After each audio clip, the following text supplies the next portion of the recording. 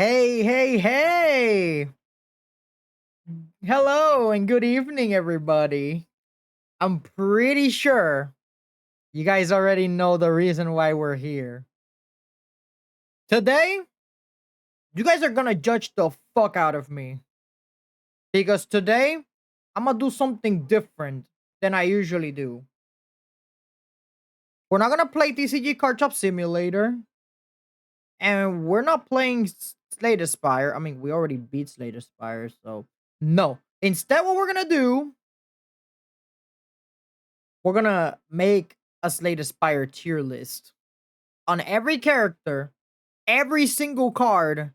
I mean, well, not every single card because there's the gray cards, which they're not part of one character. They're part of many characters. But yeah, we're gonna be playing Slay the Spire, and we're gonna be putting everything on a tier list. Every card that belongs to a character, and every character in Slay the Spire. This is based on my own experience, so you guys are gonna have a different take on this list. So you have all been warned. Just saying. Probably a lot of you are gonna have a hot take on this tier list. So because here's the thing, I took the liberty to read some of these cards, and let me tell you all, some of these cards are absolutely ridiculous.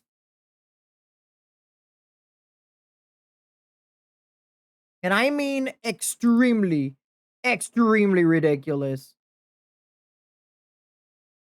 You don't even know. It's wild. It's absolutely wild. So what we're gonna do is we're going to check each and every single one of the cards, and we're gonna see in what tier are they placed. Because some of these tier lists, I'm gonna have to disagree.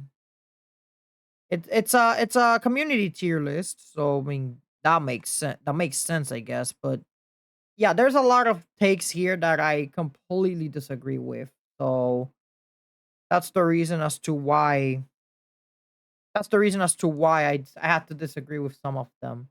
And you know what? Fine. We're gonna put the colorless cards in the mix as well, because why the hell not?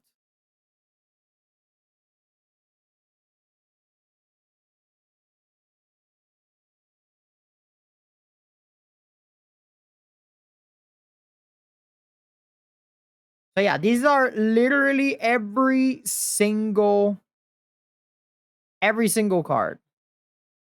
Every single one. I'm gonna do a tier list.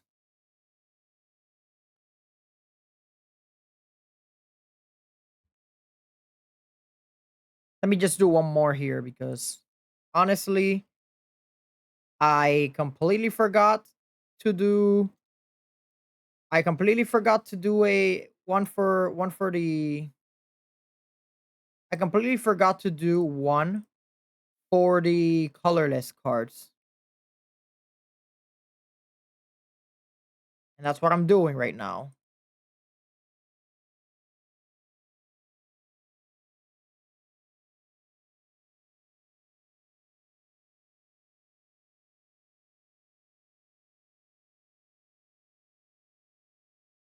All right, so we got the cards.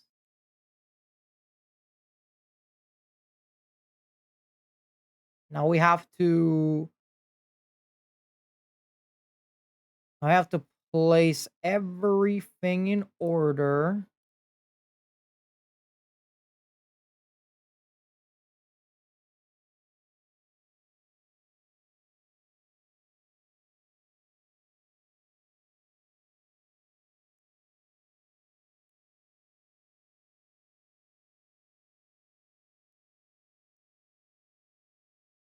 All right, there we go. Placed literally every single tier list. Every single one. And we're also going to be using Slate Aspire. We're going to use Spire Spy, which is a website that is telling us pretty much about every card in the game and where they are on the tier list because we're gonna read all of them, if anything. And we're also gonna check their upgraded skills. So this is gonna be a long stream, even though, yeah, it's gonna be a huge stream because of the fact that we're just gonna check everything, every character, every card, just to see what's good and what isn't. Although I will admit, I did not have that much experience with the defect, so expect a lot of hot takes from that one.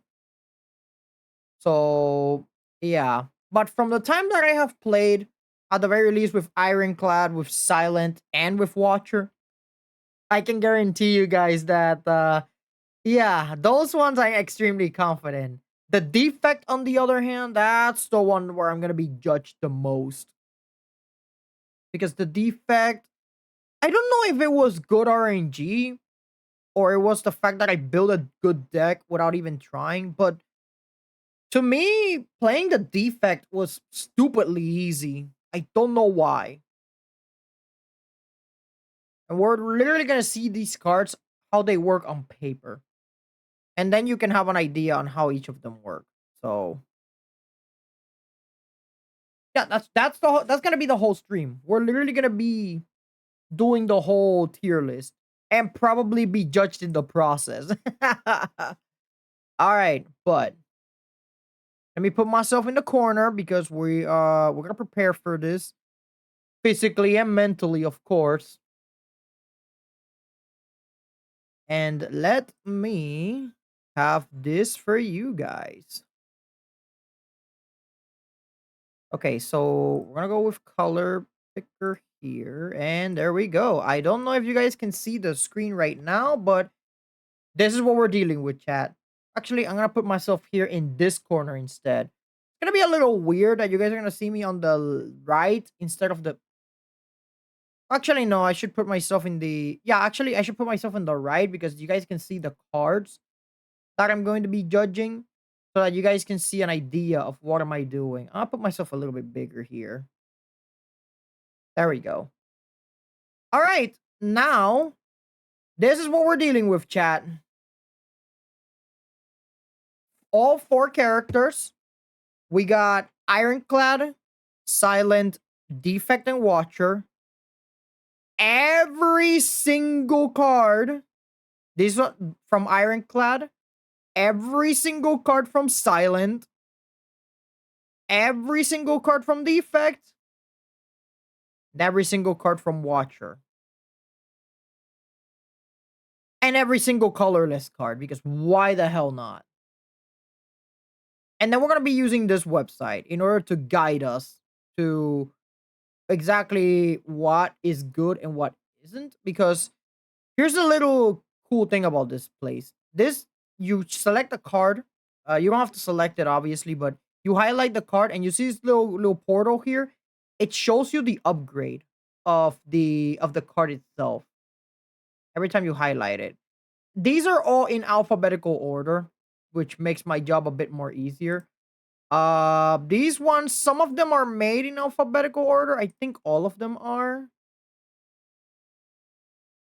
Yeah, they're pretty much all of them are also in alphabetical order. So it should make our job a bit easier. So chat, which one do you guys think we should start with? We got four characters here. And I want to know which character should we start judging first. Unless you guys want me to do it in order. I don't mind if we do it in order. Actually, now that I think about it, you know what? Let's do it. We're gonna do it in order. Why not? Starting with Ironclad. Yeah. I'll be honest with you guys. I played a bit of Ironclad. You guys are gonna judge me because, bruh, Ironclad fucking sucks, dude.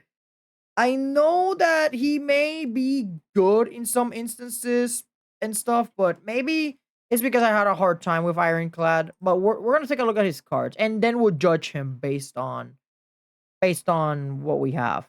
All right, so first things start first. Let's see. Anger. So anger here says 8 damage, and you made a copy of this card. You make a copy of it in your discard pile. So it's essentially creates a copy of anger so that you have more of a chance to draw it and still deal more damage. It's free damage, I'm not gonna lie. But here's the problem with anger. Anger is 6 damage, anger plus is 8 damage, but the problem with anger is the following. If you create way too many anger cards in your hand, it can fuck you over sometimes. So to me, anger is it's not bad because it's again, you're doing damage for free, but you still need some draw cards. So I'm gonna put anger at okay at best. Because I use this card a lot and he has saved me quite a lot. Armaments. Armaments and Armaments Plus. This card, early game, Armaments is fucking ridiculous. This card is bonkers. The only downside to Armaments, it's that if your cards are all upgraded, or if you already used Armaments a lot during the entirety of the fight, Armaments Plus essentially becomes useless because Armaments alone is to upgrade a single card. Armaments Plus, on the other hand, literally upgrades every single card in your hand. And if your hand is extremely huge, you're gonna upgrade literally everything in your hand. Which again, early game is ridiculous because you don't have that many upgraded cards. But then mid game, it becomes obsolete. So I think Armaments is, in my opinion, it's good, but it's not good. It's like a mix of both. So I'm gonna put Armaments at, I'm gonna say it's situational. It's not, I'm not saying it's bad, but it's way too situational. I'm gonna put it here at above at the top of situational because it's a good situational card. Next up is Barricade. I never used this card at all in my run. Barricade Plus costs 1 less, but and it does the following. Block no longer expires at the start of your turn. Meaning that if you somehow have a card that builds block and you have this thing, you're gonna keep the block forever and during the remainder of the combat. The problem with Barricade that I see here, it's his hefty cost. Even upgraded, it's a 2 cost. And my question being, why in the world would you waste two energy when you can use on pretty much blocking yourself when you can pretty much use that for any other card over here? Like it's ridiculous. So in my opinion, Barricade is it's not good. It's not good. It's Barricade is the card you always want to avoid. I'm pretty sure there's some niche strategy with Barricade, but it's just not good. Next up we have Bash. Its upgrade is 10 damage and 3 vulnerable. Okay, here's the thing. It's your starting card, which I'm not gonna lie, it's okay. But to be honest, fuck this card. Always avoid. Next up, Battle Trance. This is a lot of draw power for a 0 cost card. And upgraded, it becomes draw 4 cards, which if you know anything about card games, like anything at all, draw power is stupid. Draw power can literally win you games. And I have learned this the hard way, especially with a game like Yu-Gi-Oh! So the only drawback that this thing has is that you cannot draw any more cards during that turn. But when you're gonna waste all of your mana, all of your energy, you already got everything you wanted. So there's pretty much no point in yeah, Battle Trance is a good card. I wouldn't say it's the best card, but it's really good, especially when you're in a pinch. So I'm gonna put this card at really good. Because both versions, Battle Trance and Battle Trance Plus, both versions are absolutely ridiculous. Next up, Berserk. We get vulnerable, and at the start of our turn, we gain an extra move. So, in case you don't know what vulnerable means, it means that you're gonna take more damage from the enemy. So you have more moves, but you're gonna get vulnerable, and it's a free card. Honestly, I for an extra move, I don't see this card being worth it in my opinion.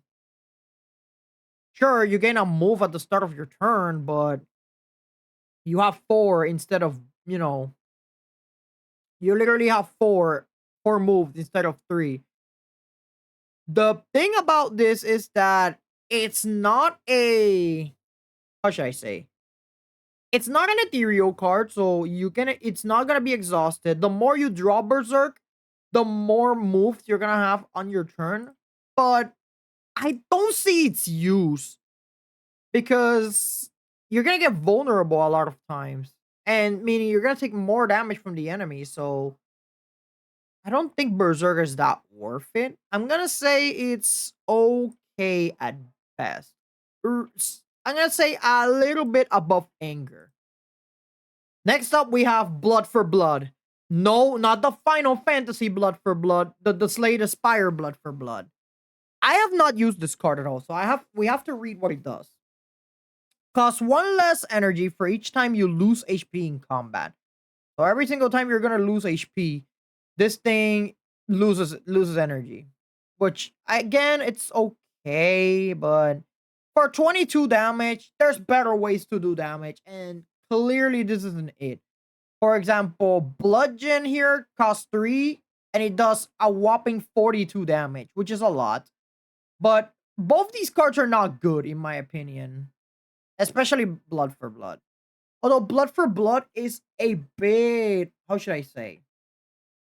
There's a niche use for Blood for Blood at least, because it's in combat. For each time you lose HP in combat. So meaning that Blood for Blood can turn into a 0 cost 22 damage card. So if you lose damage 3 times if it's upgraded, 4 times if it's not, if you take damage 4 times during that combat, you're essentially going to be dealing 22 damage for free during the whole combat. So this thing is a D+. I disagree with this because I feel that Blood for Blood, it's okay at best, in my opinion. And it doesn't fuck you over as much as Anger because it essentially becomes free damage, essentially. Next up, Bloodletting. Bloodletting, what it allows you to do is you lose 3 HP and you gain 2 extra moves. And if it's upgraded, you gain 3 moves instead. Bloodletting, I don't know how to feel about these damaging cards because here's the problem with Slay Spire. In the game, every HP towards the bosses count. Meaning that losing HP should be pretty bad for you. Even though the Ironclad has that relic, which is a passive that regenerates HP every time a combat is done. But Bloodletting, I honestly, it's just, I don't know. Losing 3 HP for 3 additional moves, I don't see it as being worth it, to be honest. So, Bloodletting, I'm gonna say it's situational below Armaments. Because Armaments is a ridiculous card at the beginning. But I don't like Bloodletting at all. Next up, we have Bludgeon. It's literally just 42 raw damage for 3 moves. You have 3 moves every turn. Yeah, I don't see this as being worth it. You can still pull off ridiculous damage without the need for Bludgeon. But although, when this thing procs. Situational. Above Bloodletting. Body Slam. Now, this is a card that I used to use a lot at the beginning, and then I stopped using it. What Body Slam does is that you deal damage equal to your current block, Upgraded, it becomes a zero cost, which is nice. But in the case of Body Slam, you need to build up your defenses in order for this to work appropriately. Meaning that if you do that, you're gonna have to run cards like Flame Barrier, and you're gonna need to run cards like Iron Wave instead because you do damage and you deal damage. From what I'm seeing, every single character has two ways to play, and in my opinion, I don't think the defensive way for Ironclad or the HP loss way is the one to go. Ironclad has the playstyle where you lose HP and the playstyle where you just build up strength. I like the strength one better. So Body Slam here, it's niche, but it's a funny niche because it works. It just works. Body Slam goes on, I'd say okay at best. Because you're still damaging the enemy with your defense. And if your defenses get ridiculous, it's just a zero cost card. Next up, Brutality. At the start of your turn, you lose an HP and draw a card. It's a zero cost. So meaning that you're going to be losing a lot. But oh yeah, you can see the whole cards here, but we don't need that. Brutality over here, I don't like this card because okay, it's an init, meaning that if it's upgraded in it, you can have it in your starting hand. But losing 1 HP and drawing a card every turn, I don't see that as being worth it in my opinion. Sure, there's cards that allow you to heal, like Reaper, for example. What the hell is Reaper? There, yeah, like this one over here, Reaper, which you heal for unblocked damage. But honestly, I do not like Brutality at all. This card to me is just it's just absolute garbo. Because let picture this. You're fighting the heart of the Spire, right? And while you're fighting the heart of the Spire, you're literally losing HP for every card that you play. And at the start of your turn, you're gonna be losing HP. And yes, you draw a card. But the problem with this, let's say that you're left at 1 HP, right? The moment that your turn pops up, you lose. Wait, what the fuck happened? Why did I lost? Brutality. Yeah, I don't like Brutality. This is gonna go on. It says here apparently that it's a niche card. I don't see its uses. Always avoid. I don't like this card at all. Next up, we have Burning Pact. Exhaust 1 card to draw 3 cards. Honestly, Chad? Honestly? Draw power for an exhaust? There are cards you do not want to see in your deck. The problem with this thing is that the problem with Exhausting Pact is that you're gonna see this card a lot. But for extra draw power, this is not bad because there's cards that you do not want in your deck at all. So removing a card from play just to draw 3 cards, that's not that bad. I like this card. It's really good. Not as ridiculous as Battle Trance, but it is pretty good. Carnage. Ethereal, and you do 28 damage for 2 energy. I don't see this card as being good. Situational. I would say situational above bludgeon because it costs less. You're still dealing bonkers damage. Clash can only be played if every card in your hand is an attack. 14 damage, 18 damage upgraded. Clash is just this card is ass. Always avoid. I should actually do the always avoid area. I would say Bash goes first, Barricade goes dead last, Brutality is at least has its uses. Clash is just it can fuck you over. I do not recommend Clash. Next we have Cleave and Cleave Plus. 11 damage to all enemies upgraded, 8 if not. It's just a damage card. I mean, 8 damage to every enemy. If you're doing a strength build and you're fighting multiple enemies, I can see this working. But besides that, I don't know. It's okay. at best because you're still dealing AoE damage and it's more damage than your regular strike. So I would say okay at best. Above all of these, Cloth's line. This one 14 damage and apply 3 weakness. For 2 energy, this isn't worth it, in my opinion. Because you're applying the weakness then. If it was apply weakness first and then you do the damage, this card would have been stupid. Because you'd be essentially dealing, I think, maybe... No, it's not double damage, but it is a lot. So, yeah, this is not worth it. This is not worth it at all, in my opinion.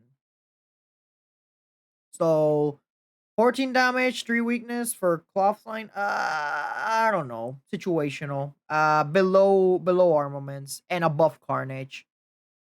Still has the weak. Still has its niches. I just don't like to play too many 2 cost cards. In my deck. At the very least, that's how I see Slay the Spire. To me, high cost cards are bad unless their niche is absolutely stupid. Like this one over here. Combust. At the end of your turn, lose 1 HP, deal 5 damage to all enemies, 7 if it's upgraded. This card is ass. Always avoid. I would say below brutality. Corruption. A lot of people here are saying corruption is a good card, which makes your skills cost 0 energy. But here is the catch with corruption. Whenever you play a skill, your skill is exhausted, meaning you're not going to see that skill ever again. This is good for shortening your deck at that time. But if you're in a pinch and you're going to need defense, you're fucked. Because all of your defensive cards, yeah, they're out. They're completely gone. So now you have a deck that is composed of only offensive cards, and all because you use corruption. It says here's a good card, but I just don't see it. I don't like this card. On paper, I don't like this card at all. So this card over here is absolute trash, in my opinion. Because it can work, but when it can work, it's a double-edged sword. It's how I see it. Corruption to me is a double-edged sword because of the fact that you exhaust your cards, meaning you're not gonna see them ever again. So yeah, corruption to me, I would say situational. Again, way too situational. And I am going to place this at the very least above Clough's line because there's a huge downside to it. And if you're not careful with that downside, it can screw you over in a blaze of glory. Whenever a card is exhausted, you draw a card. Okay, so this goes with corruption, but Dark Embrace, yeah, I don't see this card being used often. Always avoid. It has its uses though, so I would say it's better than Combust at least. Demon Form. Oh boy, Demon Form. This card is... This card is ridiculous. If you manage to pull this card off, it's ridiculous. The cost is hefty, but every turn you're gaining 2 strength, and if it's upgraded, you're gaining 3 strength. And every strength, it just makes your attacks hit absolutely hard. So, Demon Form is a ridiculous card. I wouldn't say it's ban-worthy, but it is really good. I would say really good above Battle Trance. Because the cost is hefty. But if you pull this off, the game is almost pretty much over at that point. Next up, Disarm. Enemy loses 3 strength and then you exhaust it. This card, it can save you in a pinch. It's a really good card. I would say... I'd say below over here, below Burning Pact. Double tap. Double tap, brother. When double tap works, it fucking works. And this card is just... Double tap is ridiculous. Really good. I'd say above Demon Form. Drop kick. A lot of people are saying that this card is ass. But I'm reading this card and it says that you deal 8 damage, and if the target is vulnerable, you gain a move and you draw a card. Do people not see how ridiculous dropkick is? Dropkick? This thing is. You guys are gonna disagree with me. Oh yeah, I almost forgot defend. Defend, always avoid. You don't want defend cards in your deck. Dropkick, on the other hand, you guys are gonna disagree with me on this one, but to me, this is ban worthy. Reason why? It's because if your deck is composed of dropkick and only dropkick in your discard pile, imagine this. There's a card over here. Where the hell is it? Thunderclap. If you manage to proc Thunderclap and then you use dropkick, like, think of it this way. Think of it, chat. Thunderclap. Your opponent is vulnerable. Dropkick. Draw one card, gain a move. Dropkick. Draw one card, gain a move. Like, if your deck is only made of dropkicks, you're gonna keep drawing dropkick all the time, and essentially you're trapping your opponent in an infinite loop. The reason why they say it's ass is probably because of the damage, but again, that's not an issue when you can always upgrade it, and you can always minimize your deck with exhaust cards over here.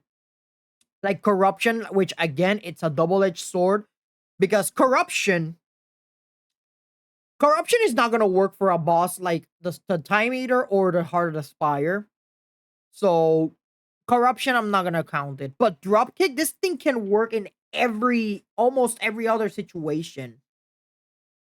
Sure, Time Eater does put a restriction to you, but you're still dealing a lot of damage with it. So I don't know why people are saying that this card is ass, but this card to me is just, it's ban worthy. This card is fucking ridiculous. I don't know why people see it like this, but this card it's just so stupid. It's fucking stupid. And keep in mind, we still have a lot of cards to go from the Ironclad. Next up, we have Dual Wield. Create 2 copies of an attack or power card in your hand. An attack or power card? Make more drop kicks. So if you make more copies of it, you know what that means. Oh, there's nothing in my grave. Drop kick. Drop kick. Draw one card, gain a move. Drop kick, gain a card, draw a move. And the fact that Dual Wield, you can create even more copies of drop kick. Although the only problem with Dual Wield is that it can clog your hand. But that's not gonna matter if all you're gonna have is drop kicks in your deck. So Dual Wield is, and it's also a skill, meaning that you're probably not gonna see it again. Because, well, actually, yeah, skills do see themselves again. But Dual Wield allowing you to create a copy, sure. 2 copies? So you're telling me that if I have both Dual Wield and drop kick, I can have 3 drop kicks in my hand after I already used Thunderclap on my opponent. Drop kick, vulnerable, draw one card. Drop kick, gain a move, draw a card. Drop kick, gain a move, draw a card. This card, although it can fuck you over, it is really good. Boricua 620, welcome. This is how our tier list is looking so far. We're currently on the Ironclad. And this is so far what we got, which is all of these cards in Always Avoid. These ones in Situational. These ones are okay at best. These ones are really good. And this one over here is ban worthy. This one right here. This dropkick card, which is absolutely fucking ridiculous. People are saying it's ass, by the way, but this card is just stupid. Next up, we have Entrench, which doubles your current block. I never used Entrench, so I would say always avoid. At the very least, it has better uses than Barricade. What else we got? Evolve. Whenever you draw a status, draw a card. And draw 2 cards if it's evolved. The thing about Evolve, here's the thing. It's whenever you draw a status card. Meaning that if you draw a card like Wound or a Slime or a Void, you get to draw more cards. and it's a power, meaning it's gonna disappear from your deck. It's a bit situational, but against the Heart of the Spire, this card is ridiculous. And especially against, wait, let me double check, chat. Let me double check if these cards are status cards. Okay, these are the gray ones. I want to see the cards like dazed and all that. These black cards, these are curses, meaning that these you're gonna yeah, these do not count. But if there's cards like dazed and all that stuff, yeah, I want to see those. I really want to see those cards. Unfortunately, they're not shown here for some ungodly reason. Anyways, those are status cards. So I'm assuming that, let's just say, for example, oh, I'm against the Heart of the Spire, and I just so happen to have this card, which is Evolve. I draw 2 cards if this thing is upgraded, 1 card if it's not, and it's whenever, by the way. So this card against Triple Sentry is absolutely ridiculous because you're gonna draw your whole deck. So although situational, okay at best, above Cleave because it can be ridiculous when it wants to. Next up, we have Exhume. Choose an exhausted card and put it in your hand, and then you exhaust this card. Okay, so Exhume is the 1 card that allows you to recover your cards that are removed from play, but again, I don't know if you really want to remove a card from play and then you want to use this. So yeah, I don't see this card used often. It has its niches because there's exhaust decks out there and it can help you in a pinch. So I'm gonna say situational. Way below situational.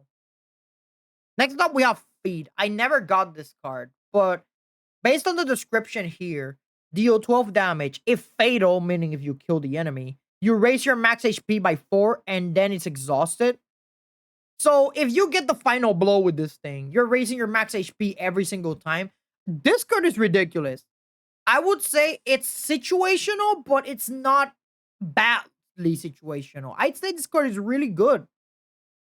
Below dual wield because this card can help you in the long run if the entire run. Feel no pain. Whenever a card is exhausted, you gain 5 block. It's okay. So feel no pain goes well with corruption because every skill is 0, and whenever you play a skill, you exhaust it. And whenever you exhaust a card, feel no pain gives you 5 block, which is not bad.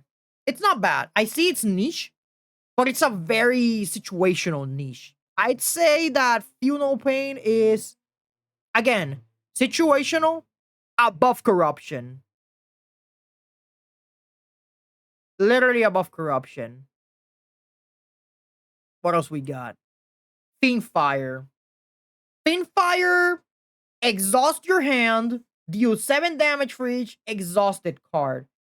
10 damage if it's upgraded. The problem with Fiend Fire is that there's gonna be cards in your hand that are gonna be useful. So you're only gonna be using Fiend Fire as a last resort, if anything. Fiend Fire, situational. I'd say maybe above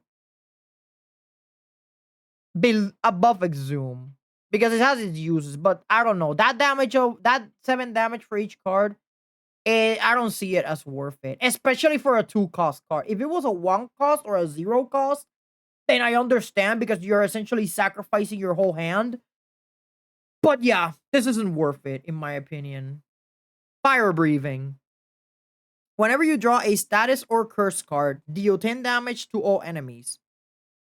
So this is essentially saying that whenever you draw your dazed cards, you're dealing damage, and that in combination with the other card that allows you to draw 2 cards with evolve and fire breathing, I see it as a combo because you're drawing a status, you draw 2 cards, and over here you're drawing a status, you're dealing damage, and you're also dealing damage if you draw your curse, which keep in mind, it will happen, especially if you pick up the Bell Relic. But yeah, Fire Breathing, yeah, I can see it being used. It's okay at best. I would say that both Evolve and Fire Breathing are literally tied. I would say Evolve is better because you get draw power, but the damage from Fire Breathing is not bad either. Flame Barrier is next. You gain 16 block, and whenever you're attacked, you deal 6 damage back to the enemy. Early game, this card is good. Early game, this card has saved me so many fucking times. Mid game, it's a little niche. I'm not gonna lie. But late game, it becomes ass. I'd say it's okay at best. Literally above cleave. Flex. Oh boy, flex. When this card works, it fucking works. There have been times where I have been at ridiculous amounts of strength solely because of flex. So this card right here, for a 0 cost, it's absolutely fucking ridiculous. And you can use it a lot. So I would say this card is really good above double tap. It's a free card, and you're getting more strength. Ghostly Armor. 13 block for a 1 cost card. This is good. This is really good. This has helped me a lot in my run with Ironclad. Really good, I would say here. In between Battle Trance and Burning Pact. Havoc. Play the top card of your draw pile and exhaust it. It's a free card, and you play the card, but if it's a card you don't want to see, you're fucked.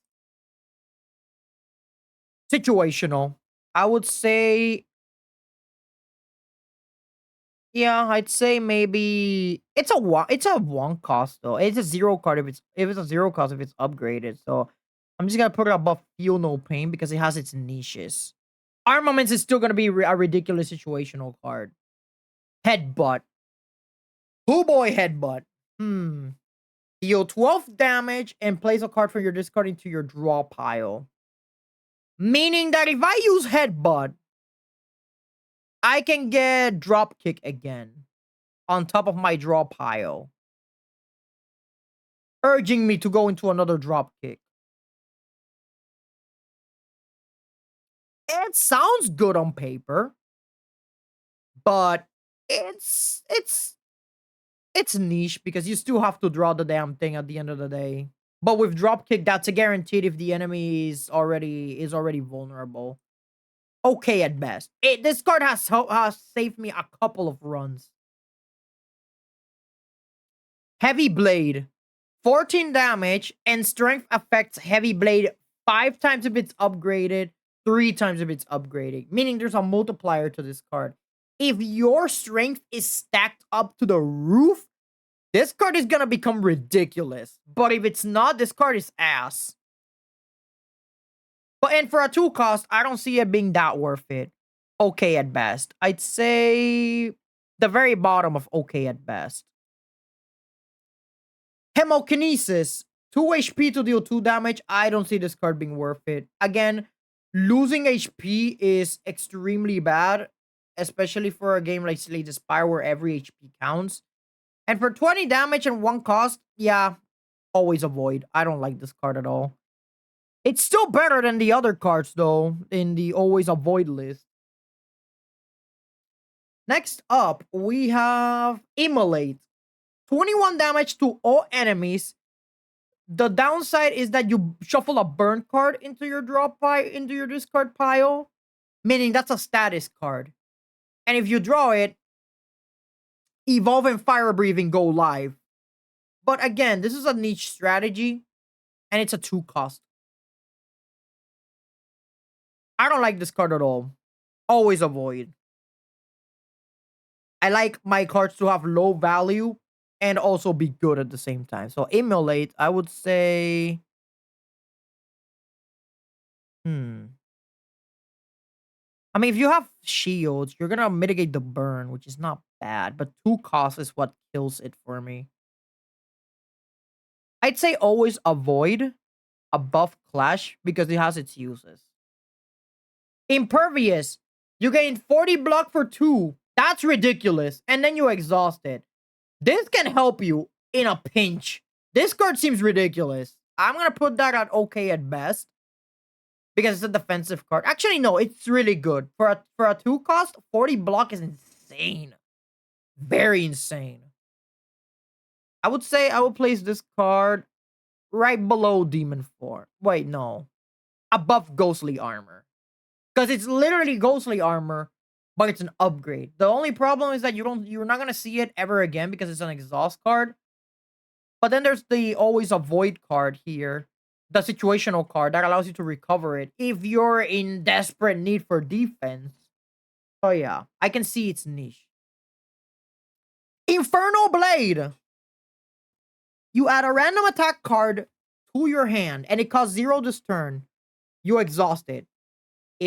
Like I said, if your deck is only composed of drop kicks, you're pretty much golden. But any other attack card, yeah, I don't know. This card, this is a double-edged sword. Literally a double-edged sword. But it's for free if it's upgraded, so I don't complain too much. I would say really good when it wants to, but situational also when it wants you. Also when it wants to. So I would say the happy medium here should be okay at best. Right on the middle of Headbutt and Cleave. Actually, no, Headbutt is... Yeah, this is better than Headbutt in my opinion. And better than Flame Barrier, if anything. Because you're getting our 0-cost card, and you get to play it immediately. In Flame, you get 3 strength. And the fact that you can draw this multiple times just makes it ridiculous. 3 strength for 1 cost? This is although a simple effect, and it's not too over the top, it's simplicity that makes these cards shine. I would say his card is at really good, above feed. Because you're getting more powerful. Especially if your deck is small, you're gonna see this card every time. Intimidate. You apply weak to every enemy. There's no point in using that. Honestly, there's no point in using Intimidate unless you're extremely desperate. So, Intimidate, I would say always avoid. But at the very least, it has its use. So, at the top of always avoid. Iron Wave. Although a niche card, it's good. You're blocking and you're damaging. And 7 block and 7 damage if it's upgraded. So this is essentially having both strike and defend on the same card, which is really good. And for a 1 card, it's okay. I would say it's okay at best. It's not as ridiculous as the other cards, but it's still really good. I would place it here. Juggernaut. Whenever you gain block, deal 7 damage to a random enemy. It's a power, so it's gonna disappear. But for a 2 cost, that can fuck you over at the beginning. Especially when you want to use a card like Demon Form. Juggernaut, I would say it's a... Chat, what do you think? What do you think Juggernaut should be at? Like, on our list here, where do you think Juggernaut should be at? Because I see it's niche, but it's a weird niche. This card right here. Let me put it for you guys over here so you guys can read it clearly. This is what Juggernaut does. It's whenever you block, you deal 5 damage to the enemy.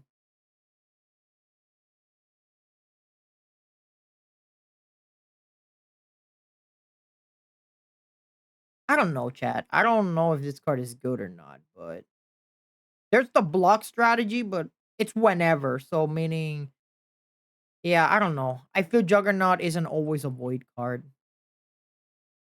Maybe over below Bash. Wait, no, way below that. I would say below Immolate. Not many people use that card. Next up, we have Limit Break. You double your strength and you exhaust this card, but if it's upgraded, you don't get to exhaust it. Limit Break is a ridiculous card. I'm gonna put this at really good. At the very least, above Impervious. Because there have been times where I have reached stupid amounts of strength. And the fact that Limit Break doubles your strength forever, like for the remainder of the combat, this card is stupid. This card is absolutely stupid. Metallicize. At the end of your turn, you gain 4 block every time. It's a remove card because it's a power card, but I don't know. It's at the end of the turn every time. I don't like this card at all. It is situational, but I don't see this card being good. At the very least, it's better than all of these cards we've seen so far. But I still think Armaments is a ridiculous card. Offering. Offering, you lose 6 HP in order to gain 2 moves, and you draw 5 cards, and then you exhaust this card. Here's the thing with Offering. The fact that you exhaust it, meaning you don't see it ever again, I would say, I don't, brother, that 6 HP is extremely hefty, though. I don't know. Offering, it's good because it gives you 2 moves and you draw 5 cards, but I don't know, man. I don't see it. If you're going for a dropkick deck, then yeah, this card is ridiculous, but I don't know. It's okay at best because the effects are ridiculous and stuff. And even though you lose a situational, yeah, I think Offering is situational in my opinion.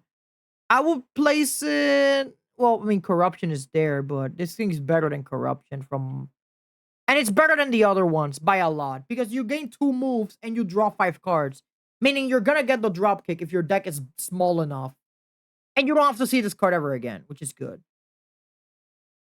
All right. Perfect Strike, and you deal additional damage for each card containing strike on it. For a 2 cost, it's not worth it. Always avoid. Although it has saved me a couple times, you don't want, the last thing you want is strikes in your deck. I would say always avoid above Bash because it still has its niche. Pummel Strike. Deal 9 damage to draw 1 card, 10 damage to draw 2 cards if it's upgraded. This card's ridiculous. Draw cards are always good. I'm gonna put it really good.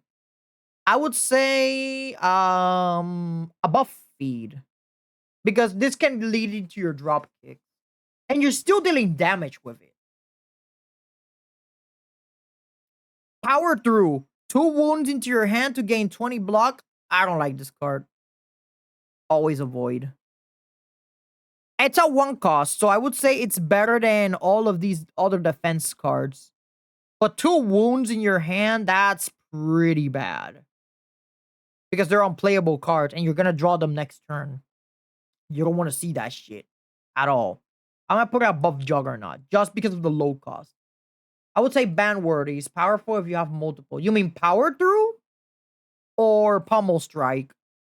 Because Pummel Strike, the reason why I consider it really good instead of Ban-worthy, it's because of the fact that, yeah, you don't want to see Pummel Strike again. Instead, you want to see cards like Dropkick in your discard so that you can start like spamming and all that stuff.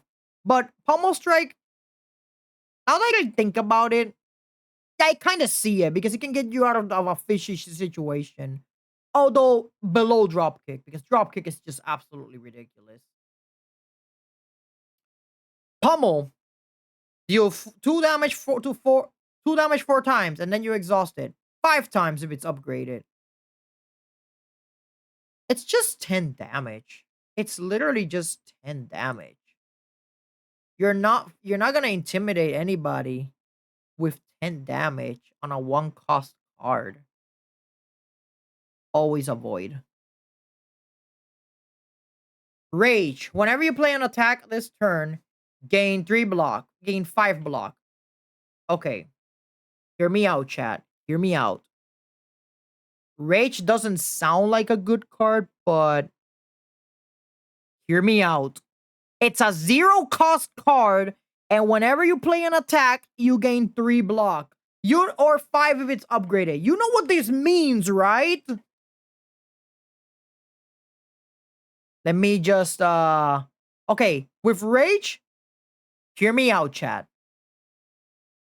Drop kick, draw one card, gain block. Drop kick, draw one card, gain block. Drop kick, draw one card, gain block. Do you see the stupidity that Rage is? And it's apparently asked by the community? Nah, brother, nah. Ban worthy, below Pummel Strike. For a zero cost card, this card is ridiculous. Absolutely ridiculous. Fucking ban worthy is what it is. Rampage. Every time this card is played, increases damage by 5 this combat. The problem with Rampage is that you need to have multiple copies of it in order for it to be at ridiculous levels. It's a really good card if you manage to pull it off. But yeah, you just need to have multiple cards of this. So I would say Rampage is okay at best. It does more damage than Iron Wave, but again, you need to have multiple copies of this in order to work. I'd say above Berserk. Reaper. 5 damage to all enemies, and then you heal for unblock damage. Then you exhaust it, meaning you're not going to see it for the remainder of the combat. I mean, I can see its use in order to recover health in the entirety of the dungeon run, but honestly, it's a hefty cost. Situational. I would say it's a cut above the rest at the very least because you're still gaining HP and that can help you a lot. Reckless charge. 10 damage, shuffle a daze in your draw pile. I mean, it's free damage. And if you draw the daze with the other cards, you're still gonna do damage. There's a strategy there, but again, situational. Above offering, because this is zero. Actually, no. Below offering, because this is zero cost. And it gives you a hefty drawback. We're only a few cards away, and then we'll go to the next character. Rupture. Whenever you lose HP from a card, you gain 2 strength. You don't want to lose HP from cards with Ironclad. If anything, do remember that every single HP counts. So I would say Rupture is in the always avoid slot. Because why the hell do you want to take damage from your own cards? That's just ridiculous. It has its uses, so I would say situational. Situational, I would say above bloodletting, actually. Yeah. Because you're getting strength. Searing Blow, 12 damage, and it can be upgraded any number of times. Meaning that this thing is going to be doing more damage the more it's upgraded. But the problem with Searing Blow is that it's a 2-cost card. So I'd say also situational. This is a card that you want to keep upgrading during the entirety of the run just so you can do ridiculous damage. But yeah, I don't see its uses. Situational. I would say above Clough's line, but below Corruption. Second win. Exhaust all non-attack cards in your hand and you gain 7 blocks for each. Exhausting can be extremely bad, and then you gain 7 block each. This is literally what was the name of the card that we saw earlier? The one that exhausted your other card. Oh yeah, it's this one. It's a worse version of Corruption, if anything. Situational. Because you don't want to exhaust your attack cards. I'd say situational. And I would say actually no. Fuck this. Always avoid. Literally above Pummel. Sieg Red. Oh boy, Searing Red. This card is ridiculous. It's a 0 cost if it's upgraded. 1 cost if it's not upgraded, meaning you're gonna get an extra move. This card when it helps really good. I would say above Impervious. Sentinel. Oh god, this one is apparently extremely ass. 8 block, So this is essentially the same as defend, and if it's exhausted, you gain extra moves. I mean, I don't see it as complete ass, especially if you're exhausting your cards and stuff. You know, if you're for some ungodly reason going for an exhaust strategy. So yeah, I don't see this card being used at all. Although that is a really good that although this thing, if it's exhausted, you gain 2 moves or 3 if it's upgraded. I see its use, but not many people are probably gonna use this thing because it's essentially essentially the same shit. It's an upgraded defend. I would say always avoid above defend and above all these other defense cards because at least it's not as bad. Sever Soul. Exhaust all non-attack cards in your hand only to deal 20 damage. It's a 2 cost. This card is ass. Always avoid. I'd say literally above second win because you're still dealing damage, but it's still pretty ass. Shockwave. Apply 5 weak and vulnerable to all enemies and then you exhaust it. This can help you out a lot of turns, in my opinion. But for 2 costs, if it was a 1 cost, I mean, I see it, but it's a 2 cost. So it's not worth it. I would say it's situational. And it's a 2 cost as well. Situational below Reaper. Shrug it off. Shrug it off. You gain 11 block and you draw a card. Ban worthy.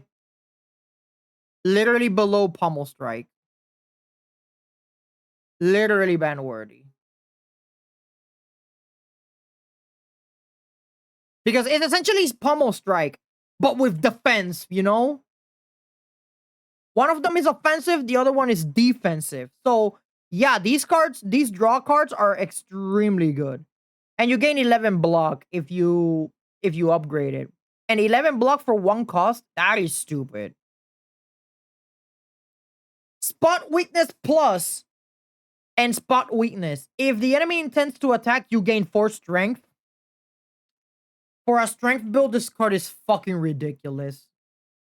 Because you're gonna be gaining strength left and right. Spot weakness. Not ban worthy, but I would say really good. Below demon form. Sword boomerang.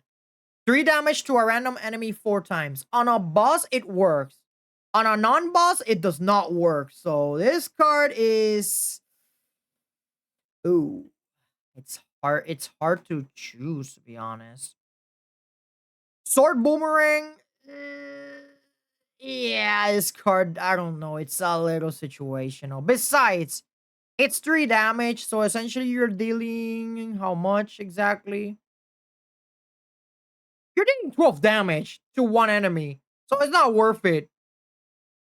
Wait, where the hell is it? Wait, what?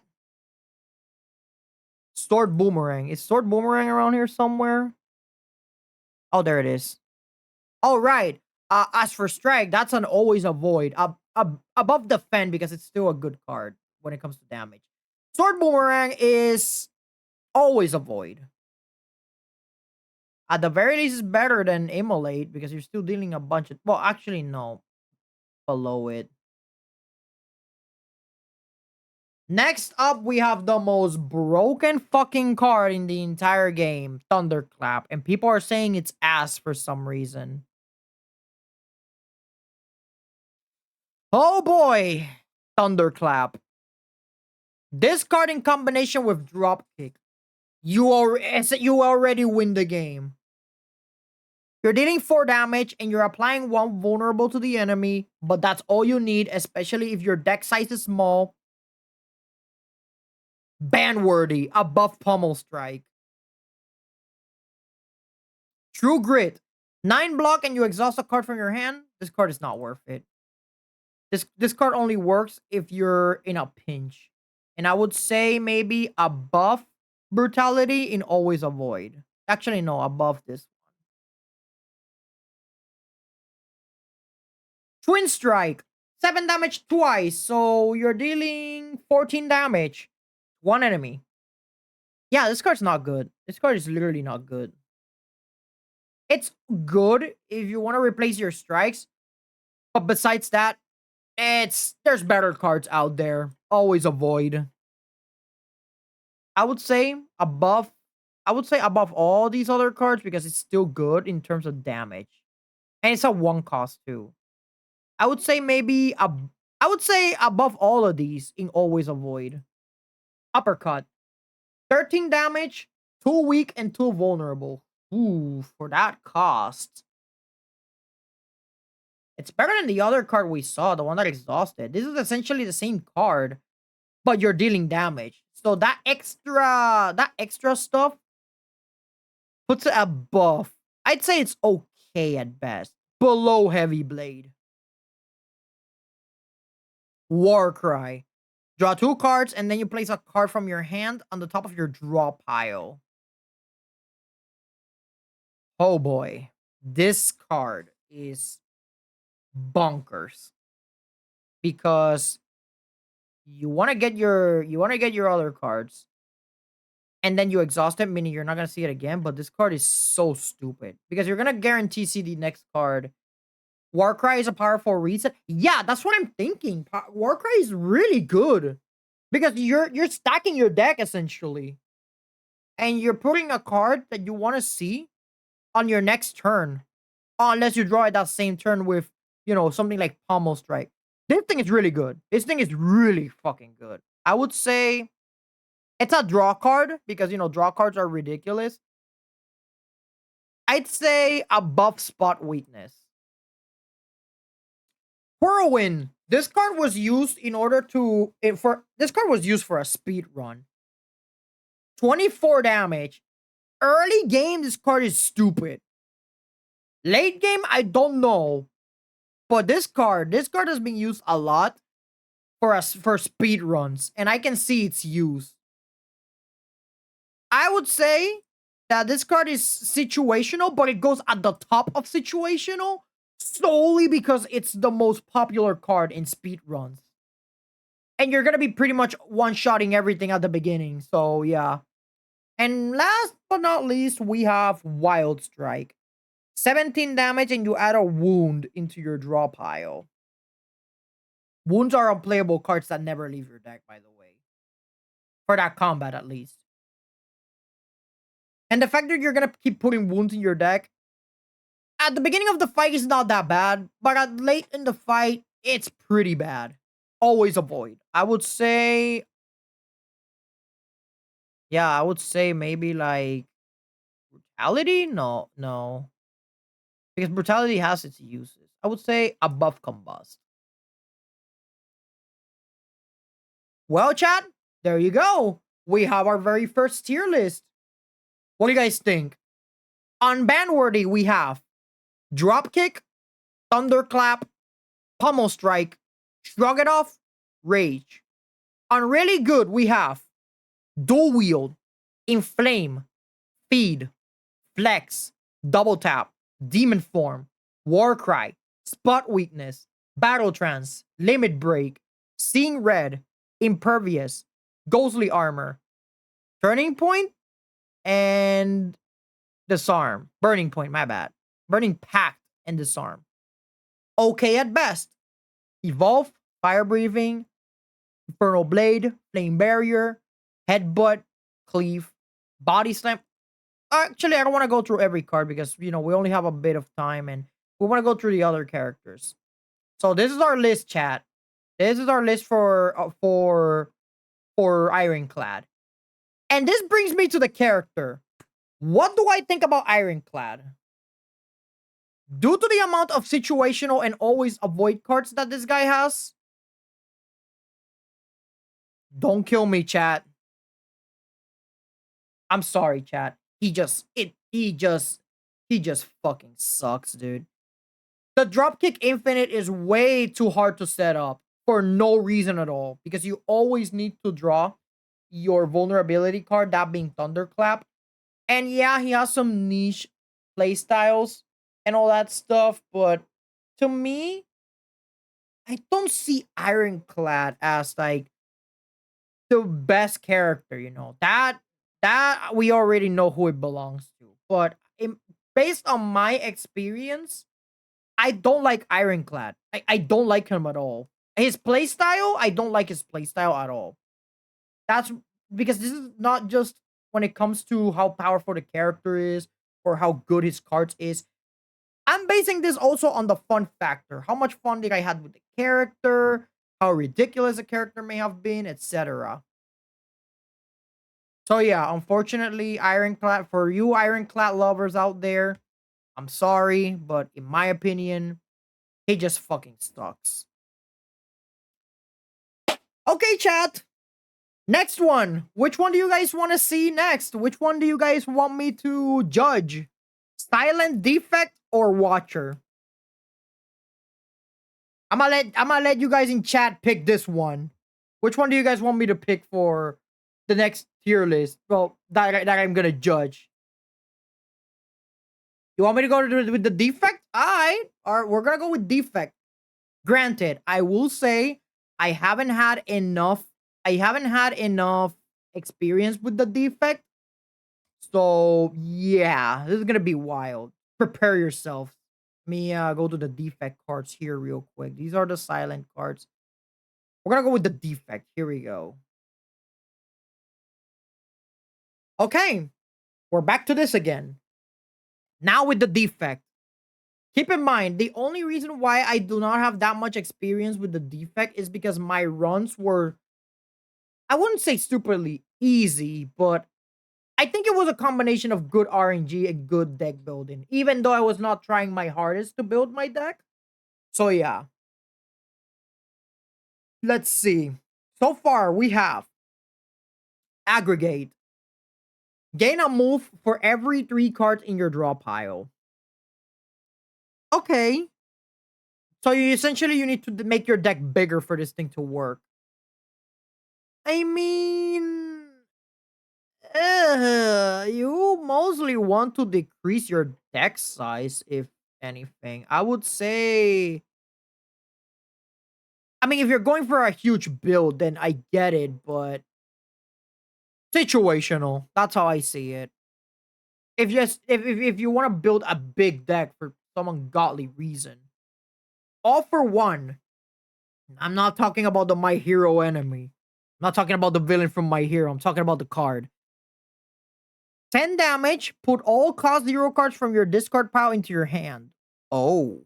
Oh, so what you're telling me is that you're adding this ridiculous thing to your hand.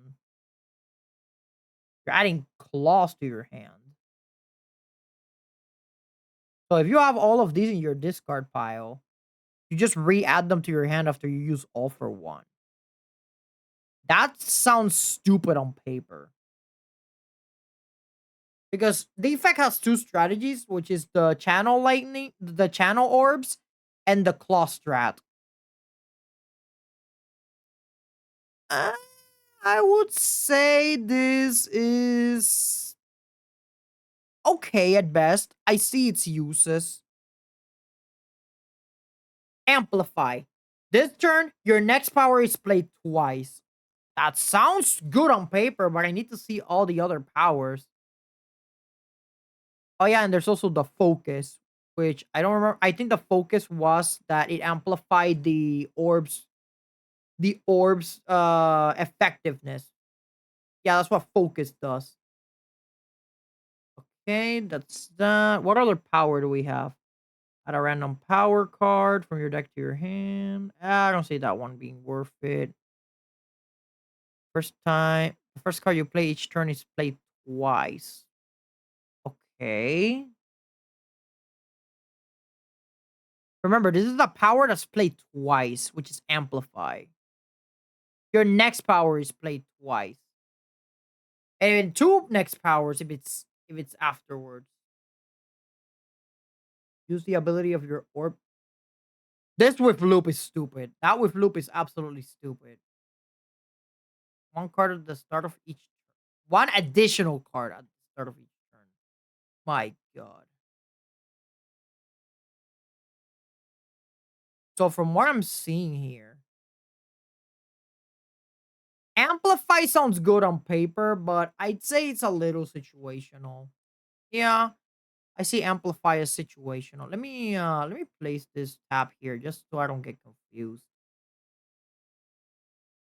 So Amplify situational above aggregate because I see its uses. Auto shields and auto shields plus if you have 0 block, gain 15 block. It's okay. Yeah, this one's decent. I don't know if you were talking about Amplify or auto shields. Auto shields is just 15 block for one cost. That's ridiculous. Yeah, Amplify it's decent. I mean, yeah, it sounds decent, but I have, like I said, I have no knowledge on autosave. Auto shield saved me a lot. Yeah, this can help you a lot, especially for a one cost card. This is really good. Ball lightning plus 11 damage and you channel one lightning. This is what I use instead of my regular attack. This card is always good because you're always creating lightning, and whenever you whenever you create more lightning balls and you're already above cap, you're gonna use their next lightning ball. So you're dealing more damage with it. So ball lightning is really good. Barrage. 6 damage for each channel orb.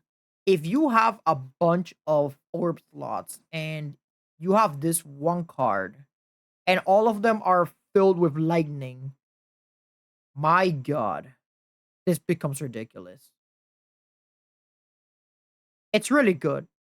Below auto shield. Actually, above auto shield. I can see its play. Beam cell. 4 damage and apply 2 vulnerable. Dude, this fucking card. You have no idea how many times I used this card to put vulnerability to the enemy. It's so unbelievably stupid and a 0 cost card.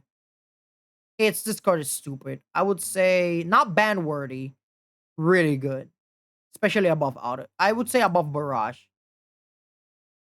Biased cognition. 5 focus, and at the start of each turn, you lose a focus. What's the point of gaining all of that focus if you're gonna lose it anyways?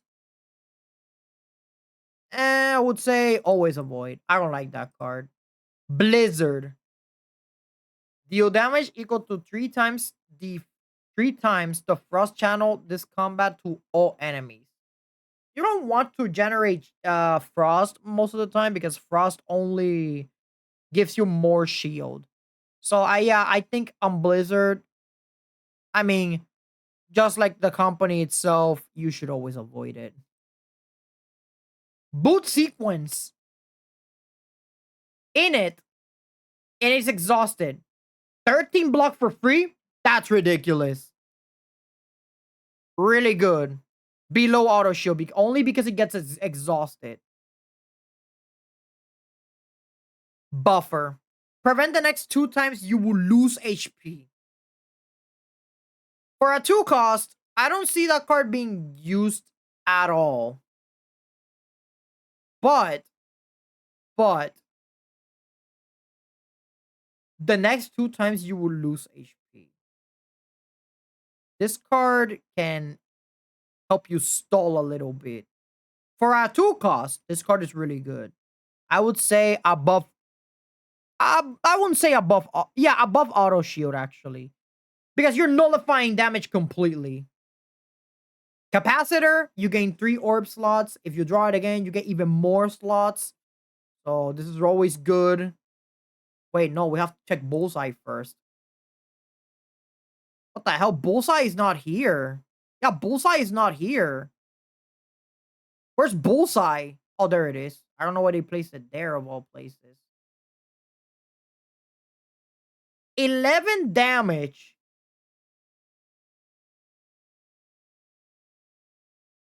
11 damage and you apply 3 lock on?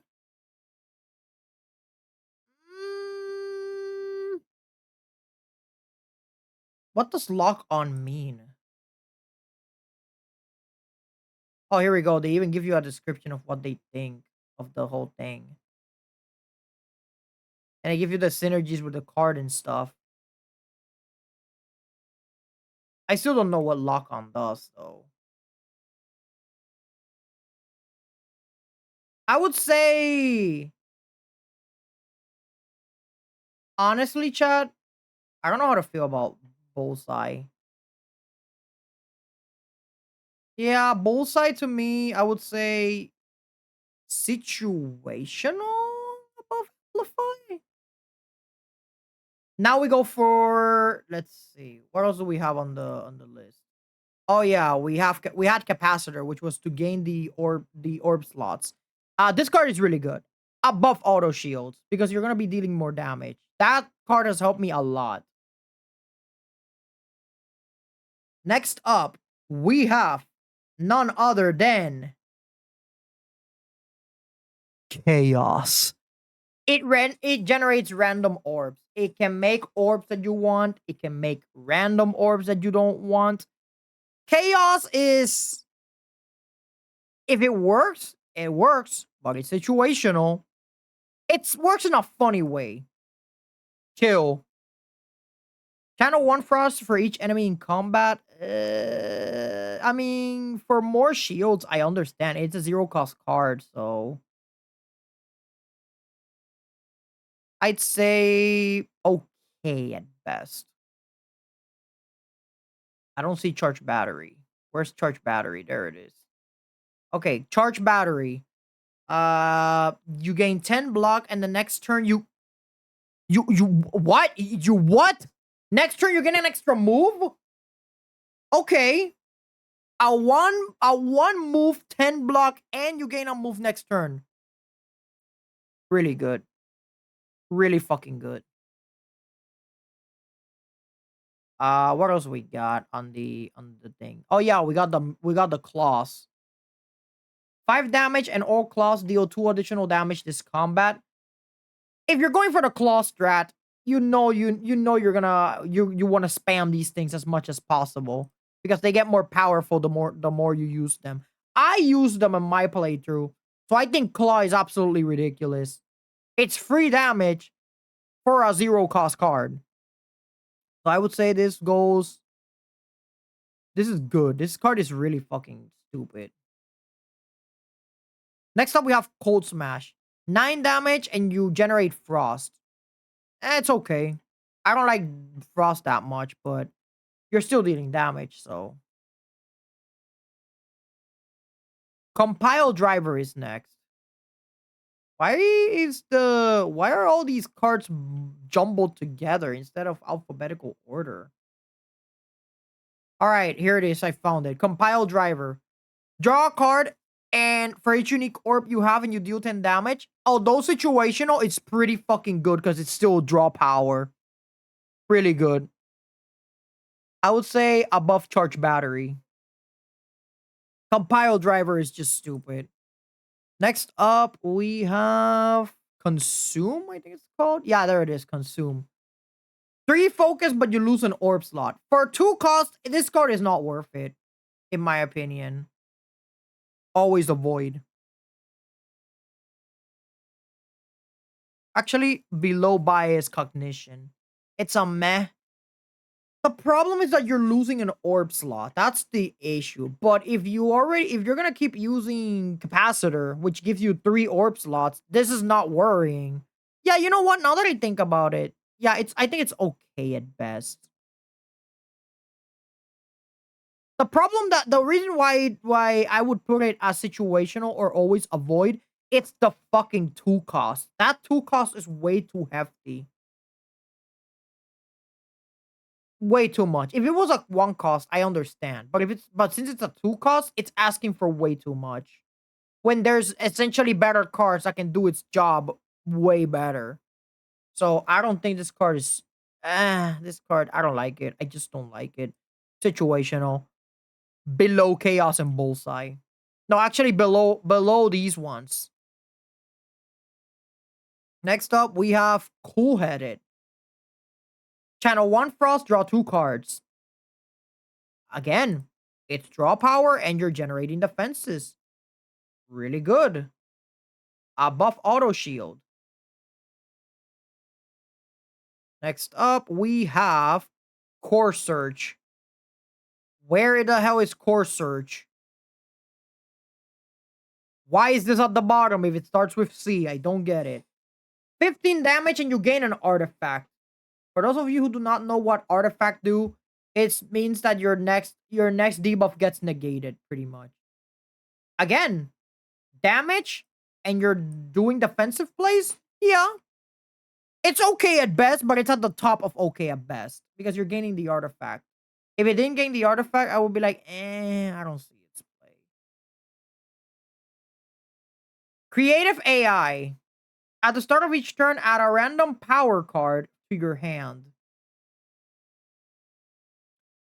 The thing about power cards is that if it's one that you want to see, it's good.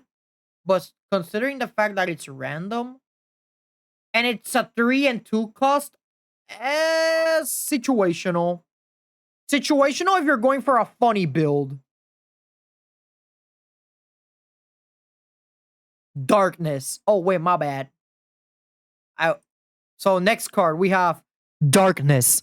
So this card says channel 1 dark, and then you trigger the passive ability of all dark orbs. In the case of Darkness, is that Darkness literally makes it so that it's an orb that keeps generating damage, and then when you cast it, that's when it releases all of that damage. So yeah, in the case of Darkness, I would say it goes in okay at best because it has its niche. Below all for one. That's where I'm gonna place it. Defend, you guys know this is an always avoid card. Defragment. 2 focus for free. Chat, there was a card here that gained. Oh yeah, here it is. Okay, chat. Check this out. Would you rather gain 2 focus and lose an orb slot for 2 energy? Or gain 2 focus for 1 energy for free every time you draw this thing? What do you prefer, chat? If you choose consume, you're a masochist. If you choose defragment, then you're good.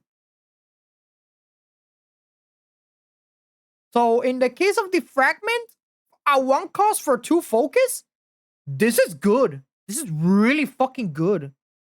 Above compile driver. Actually, no, above capacitor. It just increases the damage overall for the effectiveness of your orbs. Next up, we have Doom and Gloom. You deal 14 damage to every enemy, and then you channel 1 Darkness. So in the case of Doom and Gloom for a 2 cost to all enemies, I don't see it. I honestly don't see it. And you only channel 1 Darkness, so... Oh, my bad. I meant to say Darkness. Situational. Below creative AI. Double energy. This fucking card. This fucking card. I saw something ridiculous with this thing, and let me tell you guys, it is ungodly. This thing right here, ban worthy. We have our very first ban worthy card for defect. This card is so fucking ridiculous, especially for a character like this which loves to generate energy. This card is bonkers, and it's given to you for free as well. Dual cast. Evoke your next orb 2 times. Dual cast is good.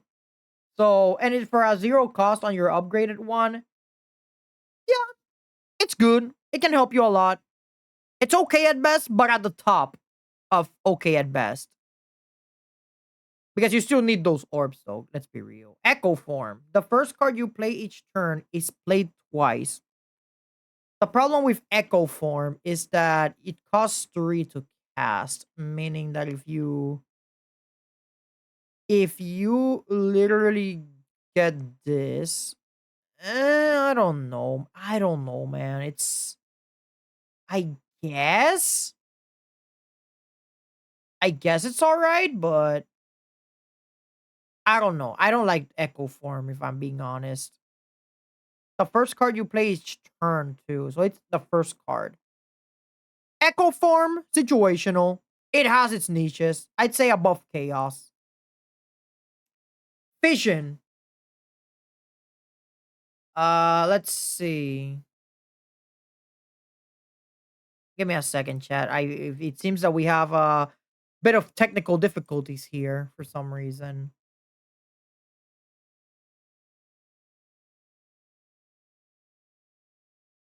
All right, we're back, chat. Here we go. Next up, chat, we have Fission. Evokes all your orbs. You gain a move and draw a card for each orb evoked. You draw a card and you gain a move for every orb. So if you have a bunch of orb slots, after you remove the orbs, meaning that you evoked all of them, when it's not upgraded, of course it's removed. But if it's upgraded, you're evoking them, meaning you're casting them. So I would say Fission is situational, but I see it's niche. Yeah, I can see it. Wait, we have to wait. We can't get Fission yet. We have to check the other ones. Electrodynamics is the other one. Electrodynamics. Lightning now hits all enemies and you channel 3 lightning every single time you're casting lightning. So, I mean, what does lightning do? Where's lightning? I want to see where lightning is. Or is it lightning in general? Oh, wait, it's lightning in general. Electrodynamics for a 2-cost card? You're channeling 3 lightning and it hits every single enemy. This card is ridiculous. Really good. I would say below bow light. No. Below barrage. This card is stupid. Next up, we have Equilibrium. So for Equilibrium, it says here that you regain 16 block and you retain your entire hand that turn. For a 2 card, I don't know, chat. For a 2 card, I don't see its use, especially when there's even more ridiculous cards. But if you need to retain your hand, I mean, it can help you in a pinch. Situational, above Echo Form. Now we get to Fission. That card, in the case of Fission, I would say this card is. I mean, it sounds ridiculous on paper, so I'd say it's okay at best. Above all these other cold cards. Next up, we have Force Field. Costs 1 less energy for each power card played this combat, and you gain 16 block.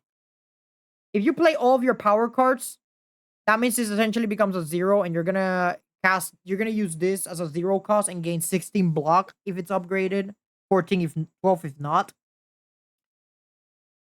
But honestly, you're essentially working double time in order for this card to even work. Yet another situational card. But I'm not gonna put it at situational. Yeah, actually I should. Above chaos. FTL. 6 damage. If you play less than 4 cards this turn, you draw an extra card. Okay. This card is absolutely ridiculous.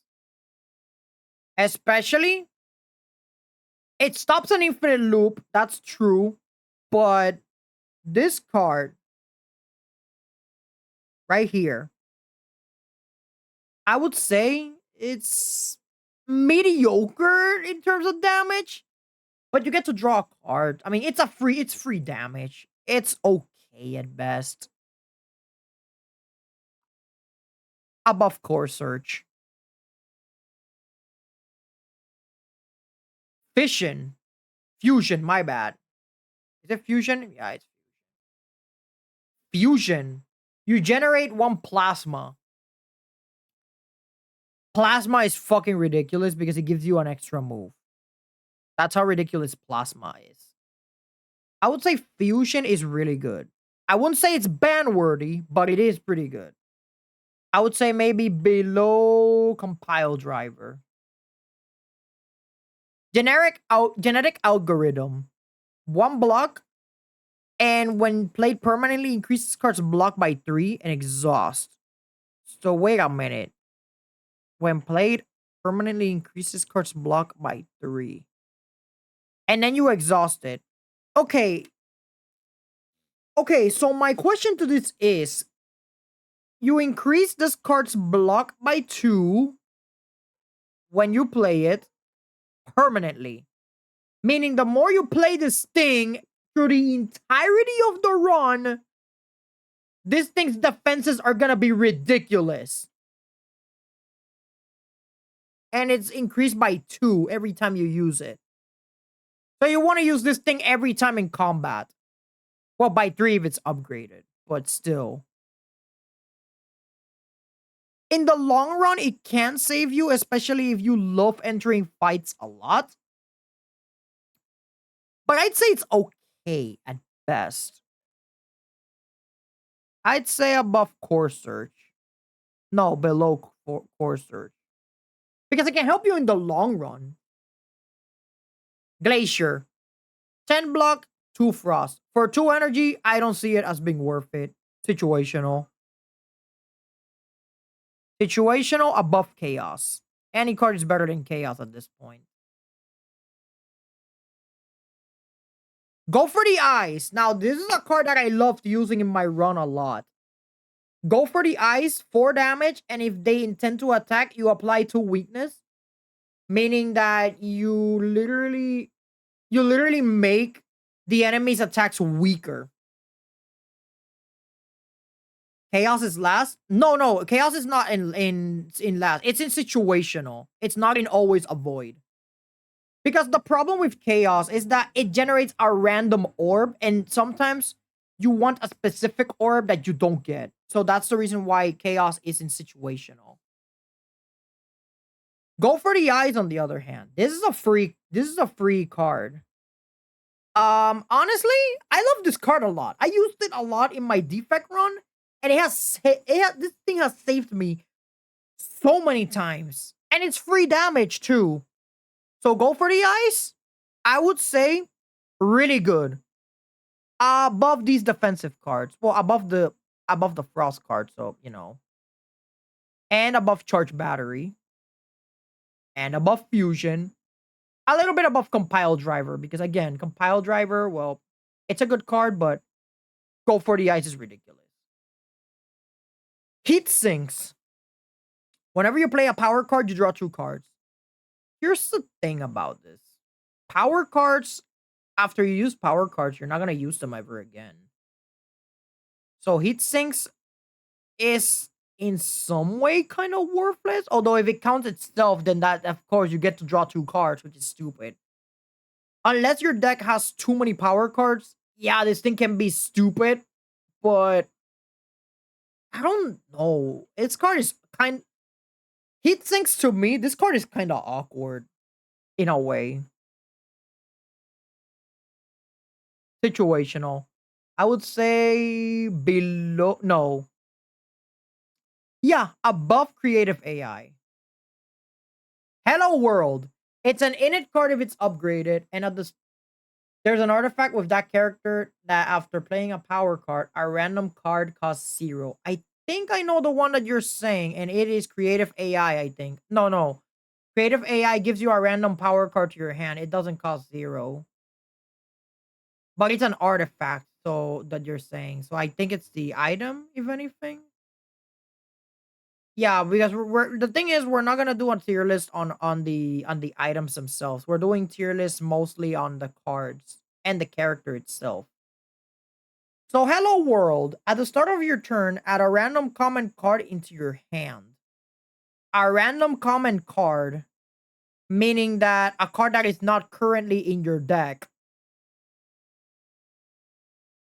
It can help you, sure, but sometimes it can fuck you over. Okay at best, because it's a one cost. One cost cards are always really good. Hologram. Gain 5 block. Return a card from your discard pile into your hand.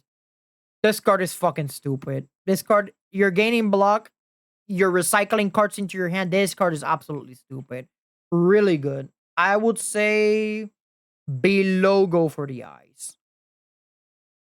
Hyper Beam. What the fuck am I looking at? 34 damage to all enemies, and then you lose 3 focus. So you want to build focus to use Hyper Beam. It's big damage, but I don't know. I don't know how to feel. I don't really know how to feel about this card, if anything.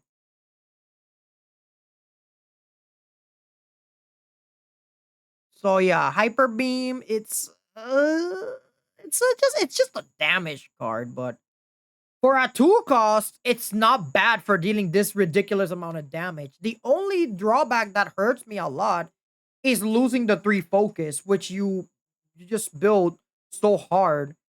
So I don't know. I feel this card is a little awkward. I'd say it's okay at best. A little above a little above darkness. A little above darkness, I meant to say. Next up, we have Leap. This is just a better glorified. This is a glorified block. It's literally just that.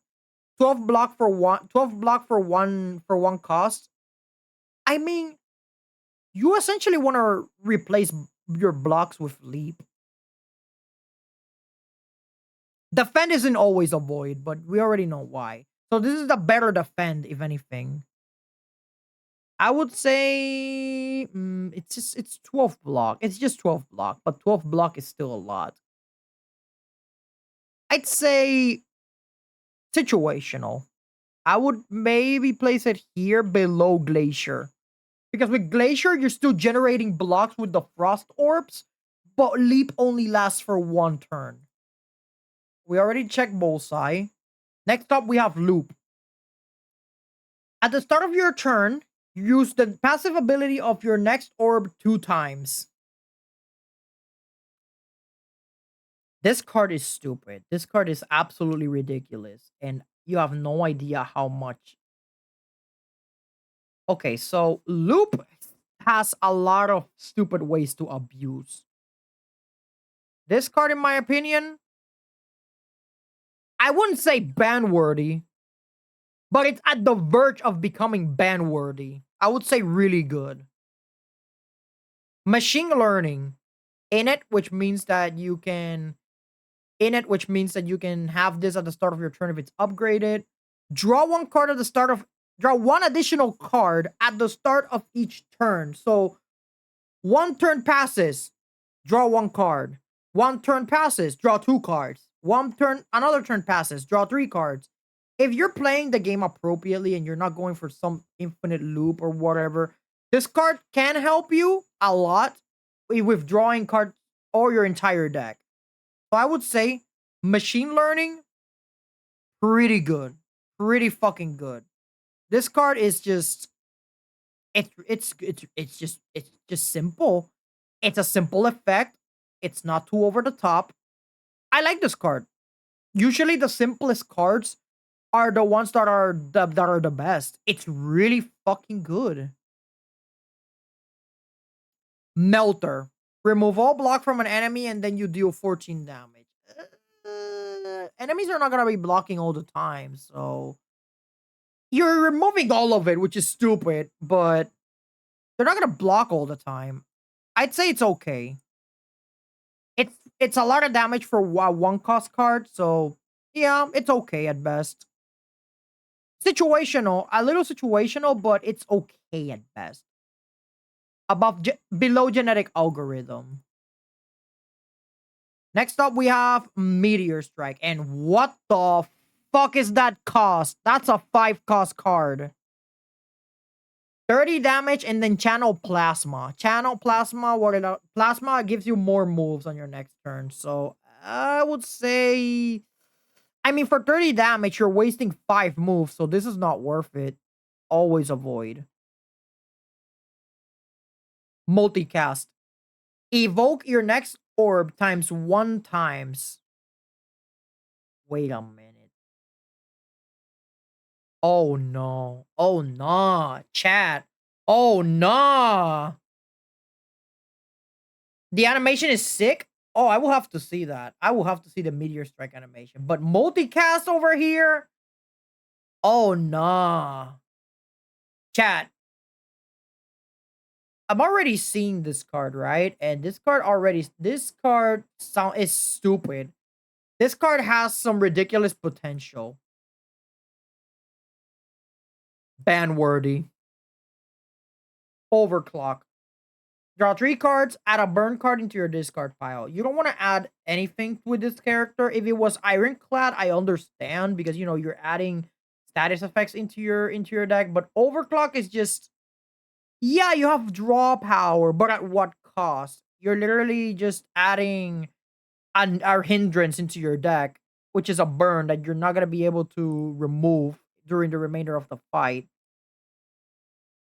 I'd say situational, but I would say it's above Echo.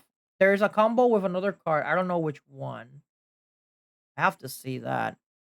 Rainbow Plus. You generate. This is exhausted if you play it, but if you upgrade it, you have this. You channel 1 lightning, 1 frost, 1 darkness. So this thing right here. Yeah, this card is I mean you're generating 1 of each, which is okay, but Frost, you're not gonna see them a lot. Darkness takes a long time to set up, and Lightning, well, Lightning is the best one you have. That's what I use for my run, at least. I use the Lightning build. Lightning slash Claw build is what I use. So, Rainbow is situational. Below Creative AI.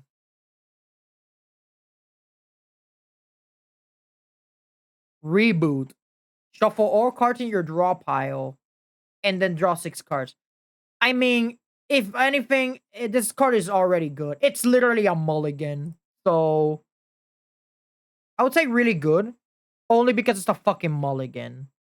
And it can save your hand if it's bad. If it's extremely bad. If anything, I feel that this card should be above the claw. Yeah. It's literally just that.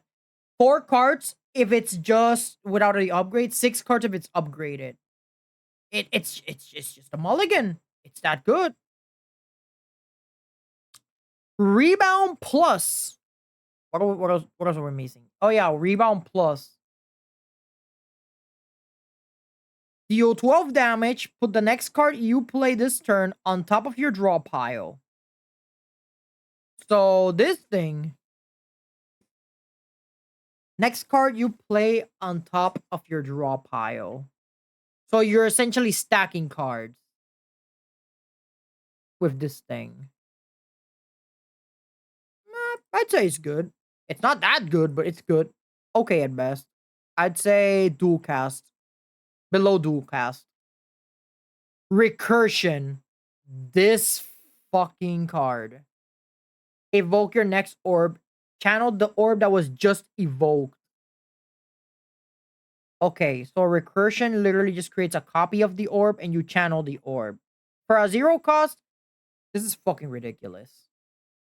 I would say, yeah, this card is not that bad. It says C minus, but this card is really not that bad. I'd say recursion plus goes in. Yeah, it's a good card. It's situational, but it's good.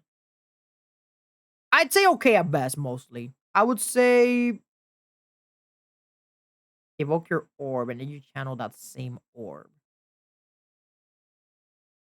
I'd say above FTL, in my opinion. Because with my lightning build, imagine evoking the orb, and then you generate that same lightning orb. You're not losing anything. Recycle. Exhaust a card and you gain moves equal to its cost. I see its uses though. I really see recycle's uses. Not sure how good it is, but it sounds pretty good. Hmm. Exhaust and you gain moves equal to its cost. Chat, I have a question. What happens if you recycle an X card? What happens if you recycle this? Is it the amount of moves that you have? I can see recycle being good with Meteor Strike because you're exhausting it, but you're getting 5 additional moves. But besides that, I mean, it can help you in a pinch, I guess. And it's a 0 cost if it's upgraded. So I would say it's situational. But holy shit, is it a good situational card? Reinforced Body. Gain 9 block times. I mean... yeah. It's situational with Leap. 7 block. Leap gives you 9. Reprogram. For reprogram over here, you lose 2 focus, but you get 2 strength and 2 dexterity. Dexterity, which increases the amount of block you gain, and strength, which increases your overall strength. I mean, I see its uses. I really see its uses. So I would say reprogram. Yeah, reprogram, in my opinion, is just. Yeah, I would say maybe at situational because you don't want to lose your focuses. Actually, I'll say it's okay at best. In my opinion, reprogram is okay at best. Rip and Tear. 9 damage randomly to an enemy 2 times. This is literally a worse version of Dual Strike from Ironclad. Always avoid. Literally always avoid. Scrape. Deal 10 damage and then you draw 5 cards. You discard your entire hand if you do not have cards with 0 cost. I use this thing a lot for my claw strat, so it says it's bad, but I don't see it being that bad. I would say this is the best situational card out of all of the situational cards, especially if you're going for the claw build. All right, next up we have Seek. If there is one thing that I have learned from fucking Yu-Gi-Oh! And every card game in general, is that a card that allows you to search any card in your deck is gonna get hit in some sort of ban list. It happened with Sky Striker Mobilize Engaged in Yu-Gi-Oh! It's gonna happen with Bonfire. It has happened with Reinforcement of the Army. It has happened with a lot of other cards. Ban-worthy. Absolutely ban-worthy. This card is ridiculous. The fact that you can search your deck for any card for free. Any card. And if it's upgraded, you search 2 cards instead. You're building your whole combo with this thing. That's how ridiculous Seek is. It's a search card. It's literally a search card. Self-repair. At the end of combat, heal 10 HP. I mean, this card itself, it's really good. I mean, it's a simple card, but it's really good. You're regaining HP. Skim. Draw 4 cards? Wait, what the fuck? Draw 4 cards for free, and apparently it's a C+? What the hell is Skim? Draw 4 cards, just like that. Oh, I use Skim, draw 4 cards. It's literally Pot of Greed on crack. This thing is literally Pot of Greed on crack. So we're gonna place this at pretty much above all of these. I wouldn't put it below machine learning, but skim is good. Stack. Gain block equal to the number of cards in your discard pile. Huh. +3, my bad. Your discard pile is mostly going to be full, I think. But stack, I would put it at always avoid because the times that I drew this card, it always fucked me over. It has its niche, but I just don't like it. Static discharge. Whenever you receive unblock attack damage, channel 2 lightning. Every time, just like that. So if they attack you, you're channeling lightning. 2 lightning, if anything. So static discharge, absolutely good. This is good. It's really good. I'd say maybe because you have to be attacked. That's the only problem. Steam barrier. 8 block and you decrease the card's block by 1 this combat. It's free block, but in my opinion, situational above below these ones because it loses block. That's the only problem. Next up, we have Storm.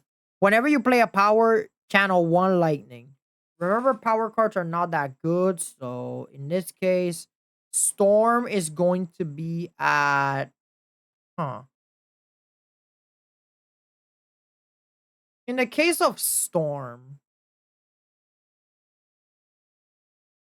yeah, it's always a void in the case of Storm. You're not gonna use this card that much.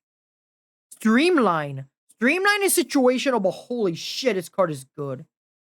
Okay at best. Above reprogramming all of these other cards.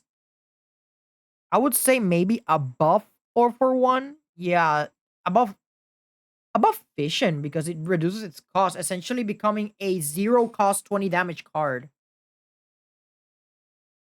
Thunder. 32 damage for 3 energy, and if it kills the enemy, you gain 3 more moves.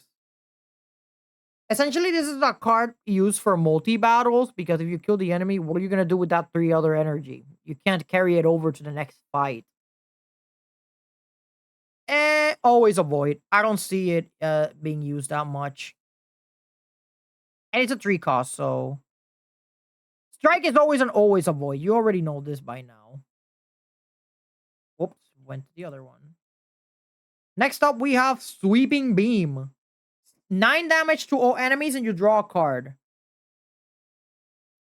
I mean, it's good, especially for Triple Sentry on Act 1. This is really good. I would say Sweeping Beam is good. Solely because of the damage. Only because Strike does what? 6 exactly the same. This is an amped up version of Strike. Yeah, this is good. It's okay at best, but it's still pretty good. Because of the fact that it gives you the draw power. Tempest! Channel X1 plus lightning. And then you exhaust it. If you don't have that many orb slots, yeah, it's not gonna work for you. But if you have so many empty orb slots, my god, does this thing work? Situational. I'd say above Echo Form. Next up, there are 4 cards remaining. We have Thunderstrike. 7 damage to a random 9 damage to a random enemy for each lightning channel this combat. And it's a 3 cost. If it was less, it would have been good. But since it's a 3 cost, situational. If you have an ungodly amount of channel lightning, then this card is good. But this card is just ass overall. Actually, always avoid. Next up, Turbo. Gain move. Add a void into your discard pile. Okay, this card sounds... Okay, hear me out, chat. Hear me out, chat. You guys are gonna say, Kurisu, look at me. Are you stupid? But I've seen a ridiculous combo with this card, and it's ban-worthy. If anything, I'll show you guys the combo right after we're done. Right after we're done with this ban list. We got White Noise next. Add a random power to your hand and it costs 0 this turn. I mean, it's a 0 cost card. What's the worst that can happen? So yeah, I would say it's okay at best. Below reprogram. And last but not least, Zap, which allows you to channel 1 lightning. Where the hell is Zap? I don't see Zap anywhere. Unless they fucked up with the order again. Anyways, what Zap allows you to do is just channel 1 lightning. I would say it's always a void, but I would say it's the best always avoid out of all of these ones. Better than Sunder at least. Alright, chat. And now, my opinion on the defect. Again, I couldn't have much knowledge on the defect because I, of course, I played him for just a little while. And by the time I played him, I had little experience with him. But I'm pretty sure the reason why I cleared my run extremely easily with the defect is pure dumb luck. That may have been the reason why. And it felt a little awkward to play, in my opinion. So I would say that the defect, it's I. It's I. It has a lot going for him. You can already see the tier list here. I mean, this tier list is better than the Ironclad by a lot. Ironclad has a lot of always avoid cards. Here, he has a lot of really good cards that you can play regardless of what type of playstyle you want. Like the thing I like about Defect is that he has a crap ton of versatility on his arsenal. Oh yeah, and the ridiculous thing that I wanted to show you all. We're gonna open a new window, and I want to show you guys something. Slay the Spire Defect Infinite. Right? So this was the guide for the Infinite, but this is not the combo. There was a ridiculous combo that I saw, and oh, here it is, chat. First of all, we're gonna skip the ad. All right, we're gonna place this at full screen. Chat, I want you guys to see this madness, okay?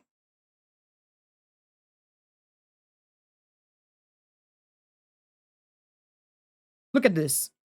Use Seek, and he's gonna search cards. Double energy, turbo. All right, you have these, right? Echo form, buffer to not take any damage, and he has the plasma orb, by the way. And then he uses turbo twice, which should be a bad thing, but it's not. And look at the amount of moves that he has. He's gonna use double energy. He has 44 moves. And then he's gonna use that. Look at okay, chat. I want you guys to look over here. I want you guys to look at the moves here so that you guys can see why those two cards are ban worthy. Check this out, chat. Look at this number over here. Oh, right. My bad. Hold on. I gotta edit something here because let's put it this over here because I'm seeing the stream right now on my little phone, and it's not being shown properly. Because I want to show you guys how the combo works because it's fucking ridiculous. There is a number that you guys have to see. It's bonkers. It's absolute bonkers. But you guys are gonna see how ridiculous that number gets. So yeah. Do you see that 28 over there out of 3 down there? Check this out, chat. Check this ridiculous shit out. This is the reason as to why I said that card was ban worthy. It just keeps going. It keeps going. It doesn't stop. It reached 90. 90 moves. 4 moves. Okay. 93 moves. Double energy. 372. And because of Echo Form, he has more. Still stalling. Uses buffer in order to block the next attack. It takes a lot of setup, but you can pretty much kill any enemy with this move. Look at that, 999. And this is all he does. Are you seeing this, chat? That thing is dead. This thing literally next to me, it's dying. It's begging for help. Help him. Help him, please.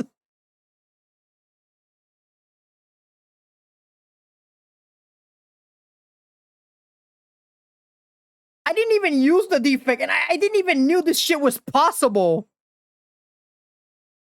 Then this is supposed to be an unkillable enemy, by the way.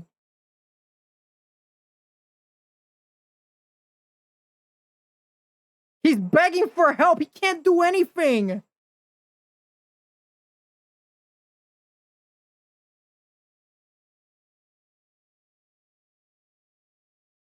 Yeah, just come on, man. Just please. Come on. There it is. It's fucking dead. It's fucking dead. Now you guys see why these 4 cards are ban worthy. Now you guys see the reason why. You guys managed to see the reason as to why those cards are ban worthy. This is the tier list. It's but if you manage to do that shit, then yeah, pretty much you're golden. Although setting up the deck is gonna be a hassle, so you know. Chat. We still got time for the next tier list. So, the question is, chat, which one do you guys want to see next? We have my 2 favorite characters in the game. Silent and Watcher. So I'm gonna have to ask you guys on chat. Which one do you guys want to see now? The Silent or the Watcher? I don't mind which one you guys pick because I like both of them. I really love both of them.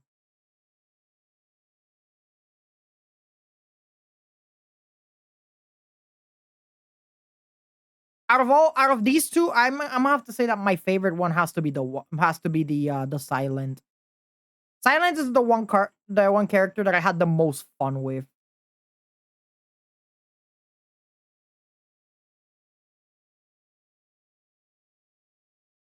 So yeah, I don't know which one to choose.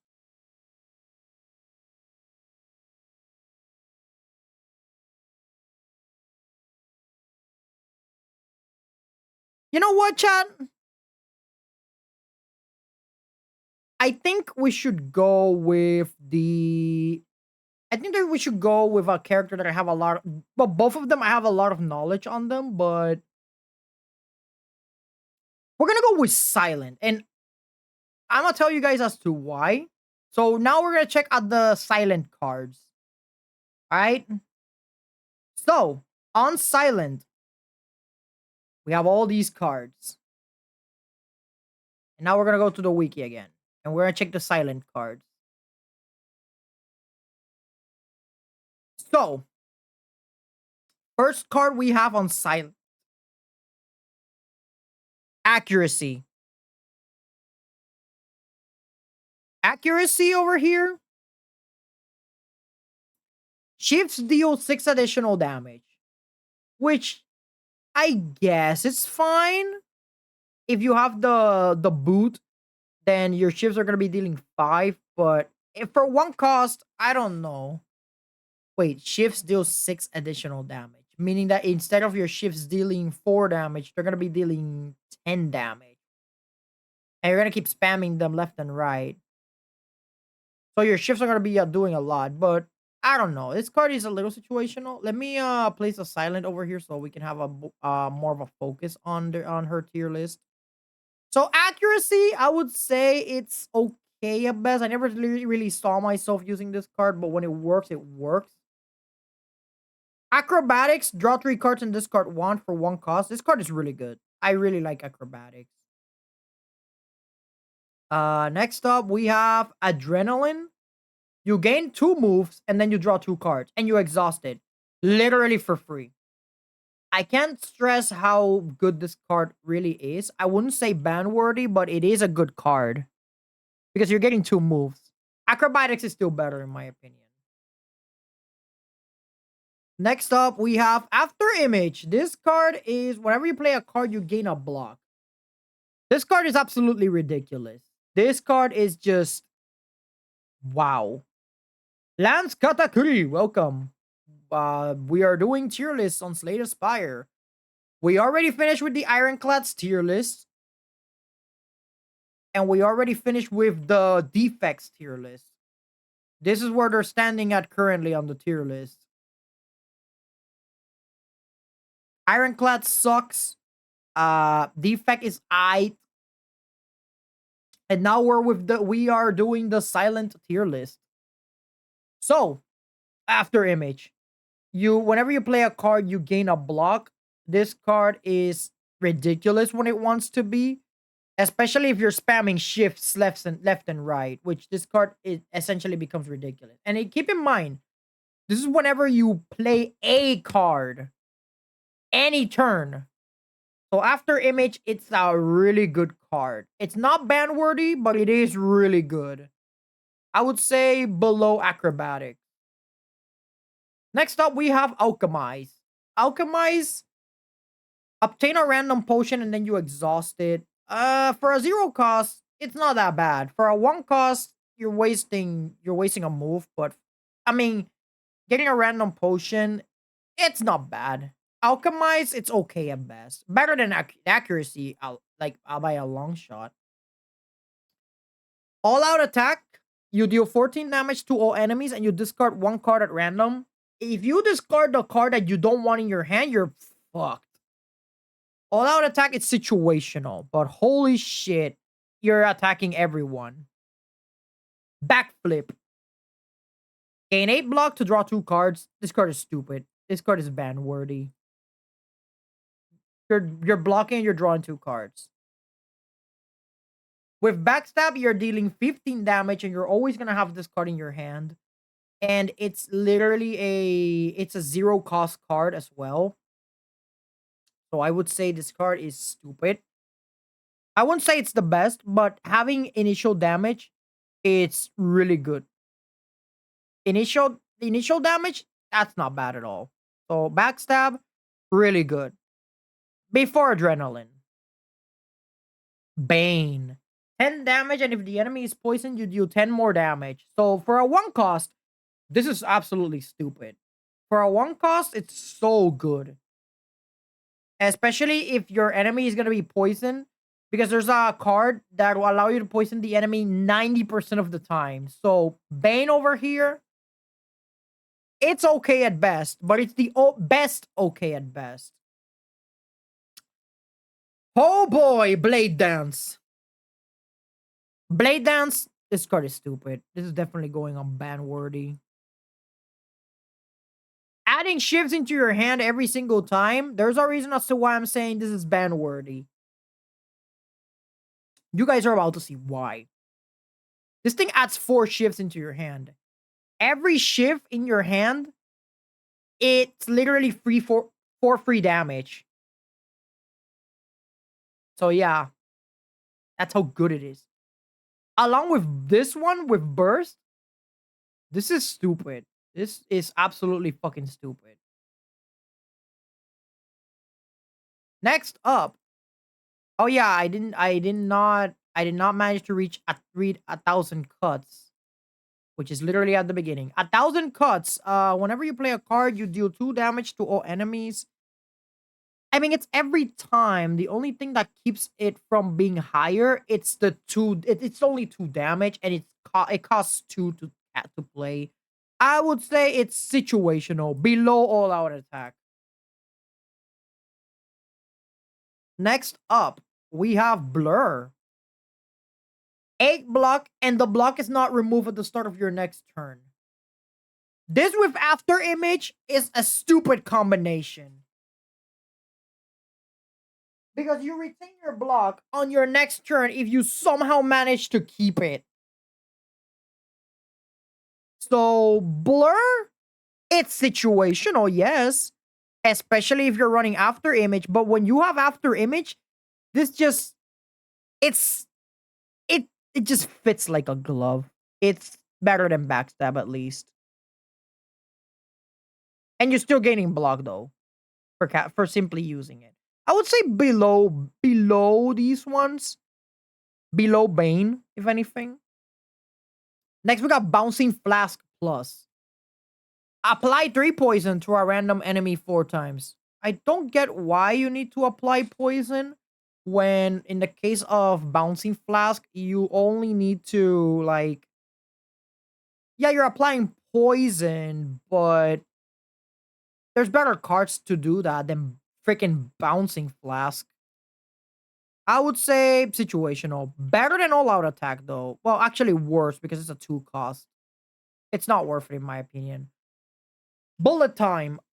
In the case of bullet time, you cannot draw any cards that turn, and all of your cards in your hand are reduced to 0.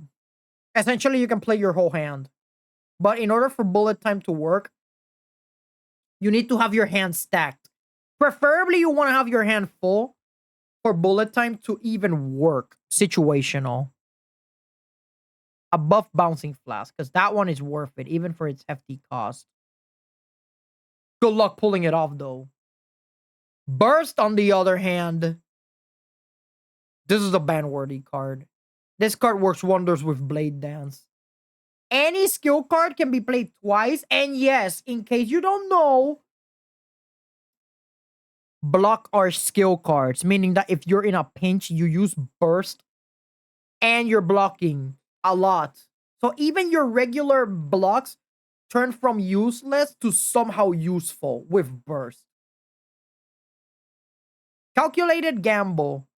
Discard your can, and then you draw that many cards. So it's a mulligan, but you're discarding your entire hand. So, it's really good. It's really good because you're doing a free mulligan pretty much. Caltrops. Whenever you're attacked, you deal 5 damage to the attacker. It says here that Caltrops is good, but I don't see it as good. The times I used Caltrops, I had a bad time. I don't like Caltrops at all. Situational. Catalyst. Oh my fucking god. Catalyst. There is no better feeling than applying an ungodly amount of poison to an enemy and then tripling that effect. This is really good. This is really fucking good. Choke. 12 damage, and whenever you play a card, the enemy that you apply choke to loses 5 HP. For a 2 cost, it sucks. If it was a 1 cost, it would have been amazing, but it's a 2 cost. So in this case, I would say choke. But here's the thing with choke. If you somehow play choke along with Blade Dance, not only are you dealing the damage from the shifts, you're also dealing the 5 damage from choke. And choke is really good. For a 2 cost, it's really good. Cloak and Dagger. You gain 6 block and then you add 2 shifts into your hand. For a 1 cost, this isn't bad. But I never picked this card in favor of other cards. Okay at best. Better than Accuracy and Alchemize. Concentrate. You discard 2 cards and gain 2 extra moves. I mean, It's very situational. I don't know why would use this card for 2 moves, but I mean, if it works for you, it works for you. Situational. Situational better than Bouncing Flask because it's a 0 cost card. Corpse Explosion. Apply 9 poison, and when an enemy dies, deal damage equal to its max HP to all enemies. This card. Holy. So you're telling me that if an enemy dies after applying the poison and all that stuff, every other enemy takes that HP as damage. Holy. This on elites is not that bad now that I think about it. To all enemies, by the way. So this card is really fucking good for another 2 cost. Crippling Cloud. Apply 7 poison and 2 weak to all enemies. For a 2 cost, this one is not worth it. If it was a 1 cost and a bit less poison, I see this card being balanced, but I would say this one is oh no, it's not even okay at best. It's situational. Actually, yeah, this is a little bit better than Bouncing Flask, but it's not it's not that good. 6 damage to all enemies twice for 1 cost. You're dealing 12 damage to all enemies. I mean, it's alright. But it's not the best thing in the world. Situational.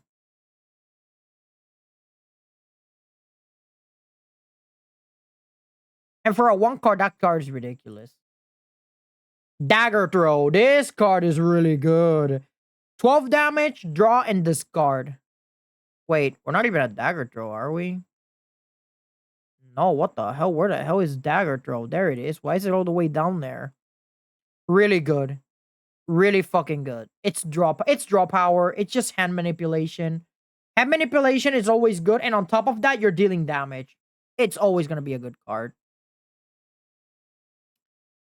Next up, we have Dash. Where's Dash? There it is. Dash, you gain 13 block and 13 damage. I mean, it's literally Ironclad's same move, but with a 2 cost instead. I would avoid it. I don't see that 2 cost to be worth it in my opinion. Deadly Poison, it applies 7 poison. There's better ways to apply poison in the game, so I don't see this card being as good. So I would say maybe Deadly Poison is at always avoid. I don't see this card to me in a deck. It will be a waste, especially if there's other ways to apply poison. 7 block for 0 damage is fucking ridiculous. This thing goes at okay at best. Better than Blur, in my opinion. The defend, you guys already know defend is always gonna be avoid at all costs, so you guys already know that. Oh, look at that. It's Reaper's catchphrase. 17 damage to all enemies and then you exhaust it. For a 1 cost is not bad. Now that I think about it. And its animation is pretty good. I would say this one, die, goes literally on okay at best. It's good. Actually, no, because for a 1 cost, this card is fucking ridiculous. I would say it's really good. Below Corpse Explosion. Alright, what do we got next? Distraction. Add a random skill to your hand. It costs 0 this turn. A random skill that you don't have in your deck.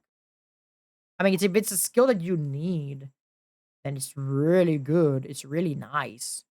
But it's, again, you're gambling. Situational. You're still gambling.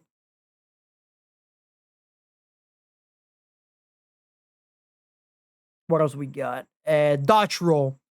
6 block, and then the next turn you gain 6 more block. I use dodge roll every single time on my runs. This card is really good. And honestly, it's almost a free block. And then next turn you're gonna get even more block. Okay at best, I would say. Better than it's better than Cloak and Dagger, if I'm being honest. Alright, next up, we have Doppelganger Plus. Next turn, draw X1 cards and gain X1 energy. The problem with Doppelganger is that this is setting you up for next turn. And if you don't have that many cards in your hand, then you use Doppelganger for nothing. So I would say always avoid. Endless Agony. This card was good while it lasted. The good thing about Endless Agony is that it adds a copy of it to your hand and then you exhaust it. Whenever you draw this card. So the moment you draw Endless Agony, you're gonna deal 12 damage for free. So it's not that bad. And besides, it's an exhaust card, so if if Silent has an infinite for some ungodly reason, you can use this thing to pretty much just do 12 damage and remove it from your deck. So Endless Agony, although situational, it's still pretty good. It's really good. A zero cost card that also gets exhausted and it deals 12 damage for free. That's stupid. That's just absolutely stupid. I cannot stress how good Envenom is to the point where I consider it to be ban worthy. And Venom with Blade Dance is such a stupid combination. And if you have the snake skull, I don't know what its name was, you're applying 2 poison per attack. 2 poison. Combine that with Catalyst. Because look at this, chat. Hear me out. Hear me out, chat. And Venom at the start of the turn, right? And it's a 1 cost if it's upgraded. Burst. Blade Dance. You have 8 shifts in your hand, each shift dealing 4 damage. Multiply 8 times 2. That's 16 poison that you're applying on the enemy on 1 turn. 16 poison. And if you have more Blade Dances in your hand, you can continue this madness if you somehow have more moves. Which is even more ridiculous, especially if you have Adrenaline. That's stupid. That is so stupid. That's how I managed to beat some of the enemies with Venom alone. Next card. Escape Plan. This card is stupid. This card is really good. And this card is really fucking good. Escape Plan has saved me so many times. You have no idea. And it's a free draw. Eviscerate. Costs 1 less energy for each card discarded this turn.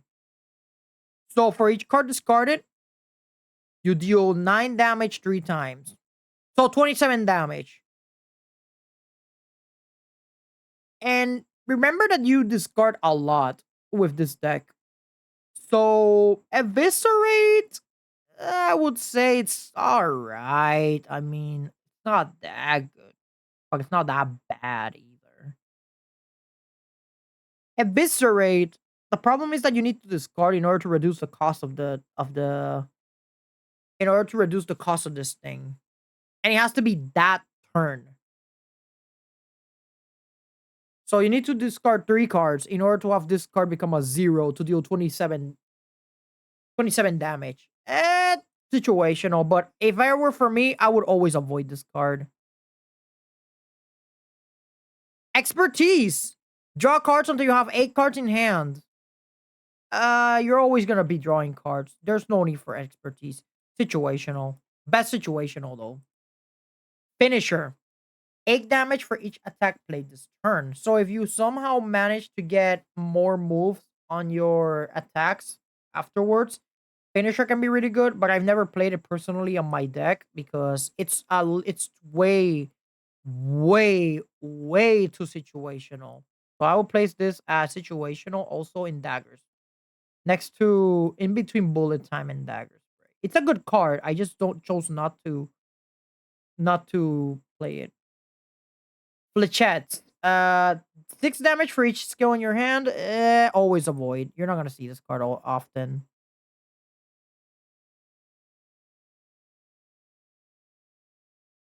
Flying knee. 11 damage and next turn you gain a move. This card is, I mean, it's good, but it's not that good. Okay at best. I would say above dodge roll because it's setting you up for next turn. Footwork, dexterity, which gives you more chances to block. 3 dexterity. Footwork is really good, especially I think it was called after image. Especially with after image, you're gaining 3 shield if you use footwork, and the fact that it doesn't go away from your deck, it's really good. So footwork after image is a deadly combination. Really good.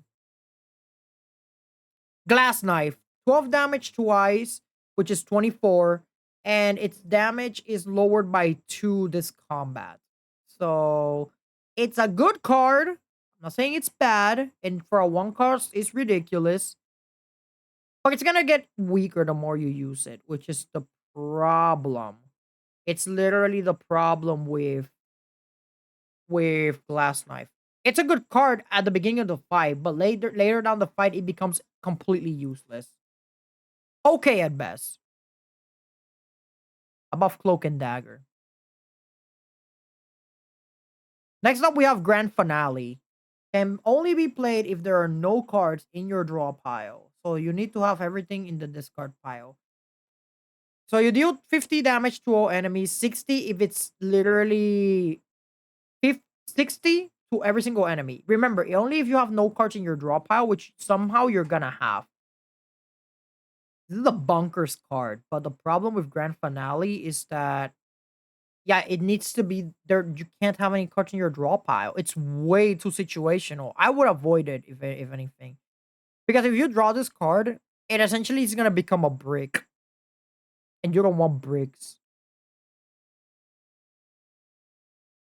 Heel hook. Deal 8 damage, and if the enemy has weak, you gain an extra move and draw a card. So, meaning that heel hook over here, they need to have weak, meaning that you debuff them somehow. You gain a move and draw a card. So, if you have multiple heel hooks in your deck, this card becomes ridiculous. Ban worthy.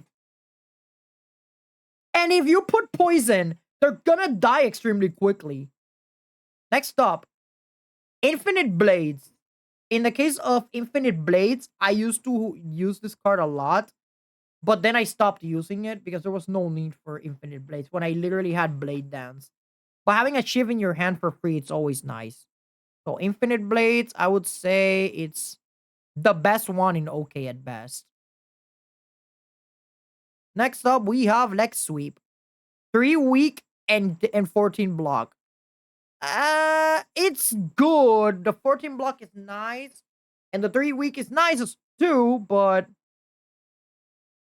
there's one problem to this, and that problem lies with the fact that it's a freaking 2 cost card. I always avoided this card whenever I had the chance, but in your case, situational.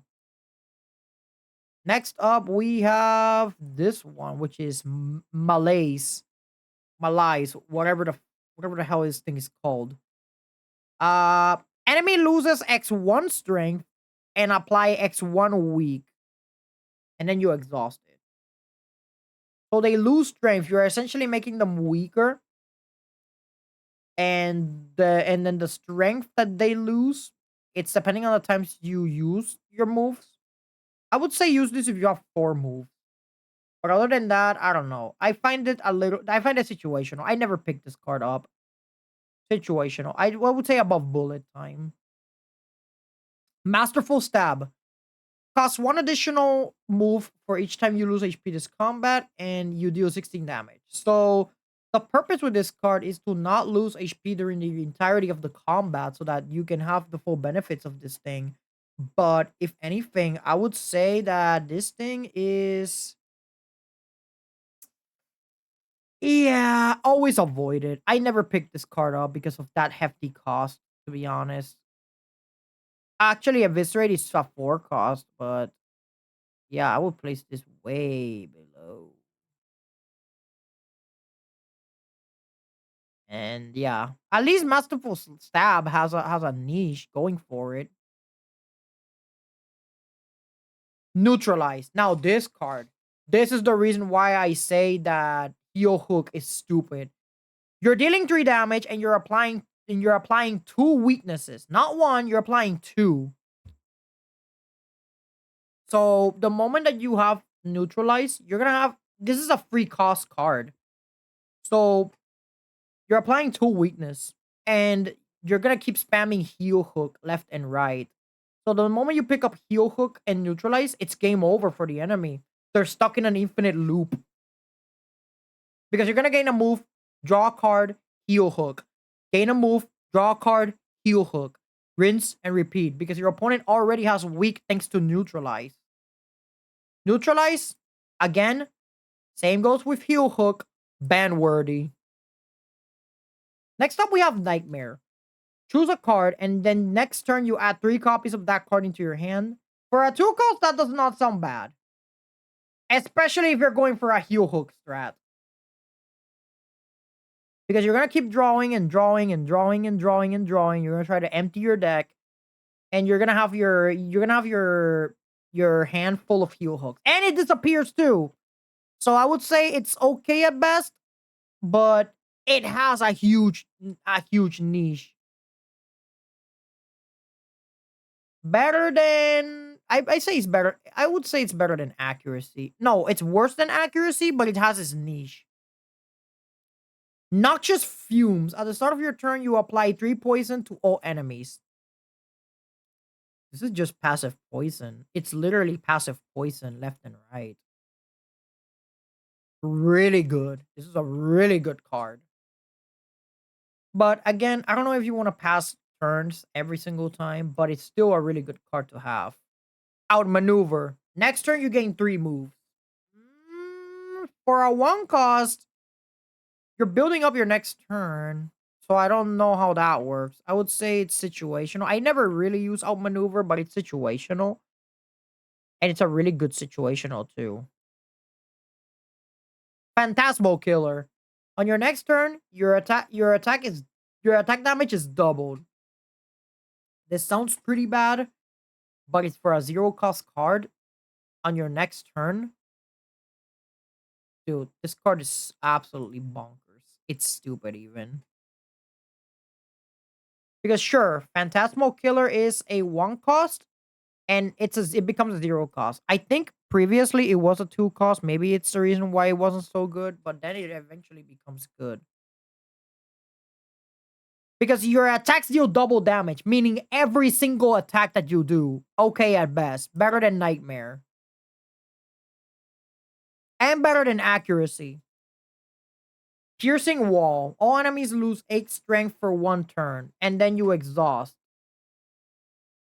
The fact that they lose 8 strength sounds good for a turn, but the problem lies that it's only gonna last 1 turn. All of that attack loss, it's only gonna last for 1 turn. And then this card gets exhausted, meaning you're not gonna see it ever again. I would say this card, it's okay at best. Above Accuracy, Nightmare, and Phantasmal Killer because it can save you. Poison Stab. 8 damage and 4 poison. If you have the skull, that's 5 poison applied. So I would say Poison Stab. It's good. It's really good. Bottom tier of really good because again, there's better cards. Actually, above Choke. It's literally better than Choke. Predator is next. 20 damage. Next turn, you draw 2 cards. So 20 damage and draw 2 cards. For a 2 cost, that's not worth it, in my opinion. I don't know. I don't like two cards that much. Situational. I would say above the flask. Anything is better than the flask at this point. And above this, because you're at least you're getting draw power and you're doing damage. Prepared. Draw two cards and discard two cards. It's more hand manipulation. It's really good. And it's a zero cost. Yeah, this card is really good. Again, it's hand manipulation. Any card that is literally hand manipulation is always gonna be good. So I would say this card goes in. This card goes in really good, but I would say below escape plan because escape plan gives you a block. This thing doesn't. Quick flash, 12 damage and draw one card. It's ban worthy. Well, it's not ban worthy because acrobatics exists, so I would say really good below acrobatics. And yeah, above dagger throw because even though you're dealing less damage, you still keep the cards in your hand. Next up, we have reflex. A test of your reflexes, if you will. Unplayable. If the card is discarded from your hand, you draw 3 cards. This is a brick you don't want to have in your hand. So reflex is kind of useless unless you're going for a dagger throw build, meaning that you're going to do damage, draw 1 card, discard reflex, and then draw 3 cards. But the problem with reflex is that there is a realistic chance that you're going to brick. So reflex, I would avoid it at all costs. It's really not that good if you think about it. It's an unplayable card. So what else we got? Next up, we have Riddle with Holes. 4 damage 5 times. So you're dealing 20 damage 5 times. And for a 2 cost, that's not worth it. Avoid at all costs. Always avoid, my bad. Next up, we have Setup. Place a card in your hand on top of your draw pile, and it costs 0 until it is played.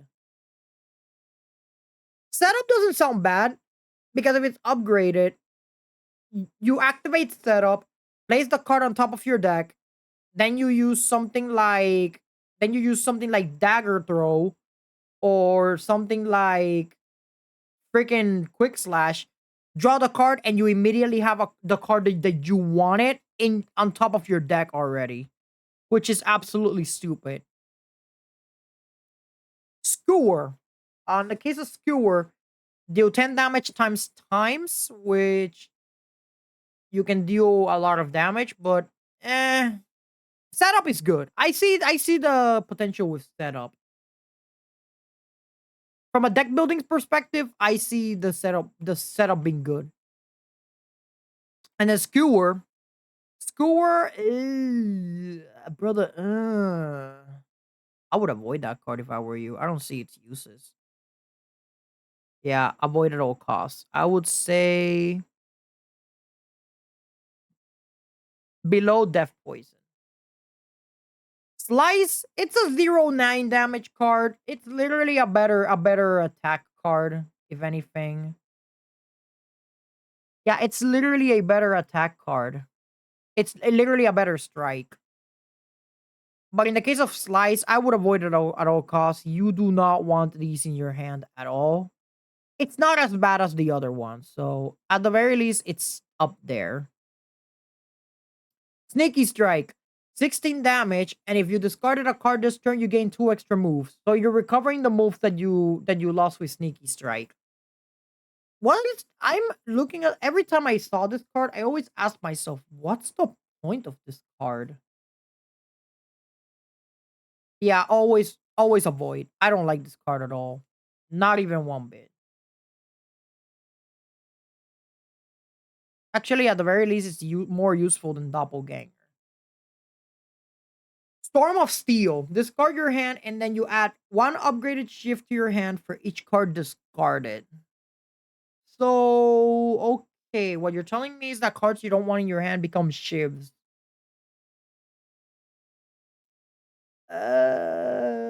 It's a one cost. I mean, it's alright. You can turn your useless hand into a deadly combo that costs 0. It used to be a 2 cost, and then they turned it into a 1 cost, which is nice. Situational. It's still situational, but it's not as bad. Sucker Punch. 9 damage and apply 2 weak. Again, a really good fucking card. But Strike goes first, and that goes in Always Avoid. It's a good card. It's okay at best, but it's a good card if you're going for the heel hook strategy. Which, let me tell you guys, it's fucking ridiculous. I would say this card goes with the other ones here. But you don't get to draw on anything. So I would say maybe below backstab. Next up, we have Survivor. 8 block and you discard 11 block and you have to discard a card. It's good. I mean, it's situational, but it's not that bad. So I would say Survivor. It has saved me quite a couple times, I will admit, but that does not justify it. That does not justify being at really good. I would say Survivor goes at okay at best because it's a lot of block, but you have to discard a card, which is a hefty cost.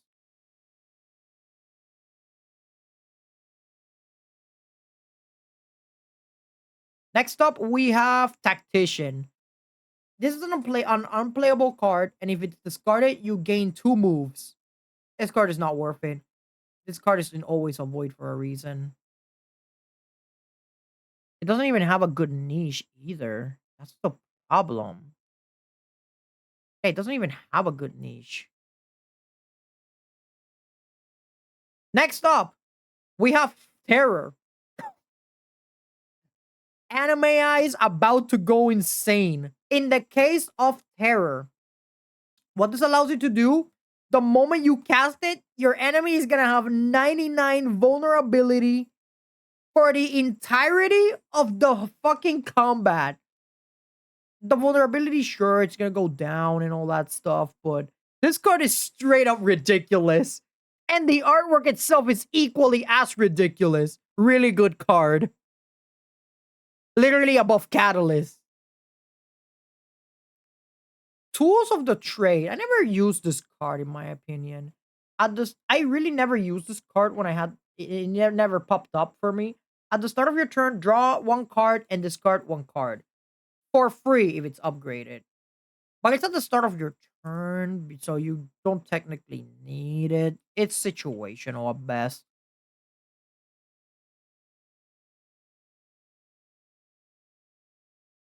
Alright, what else we got? Unload. 18 damage, and then you discard all other non-attack cards.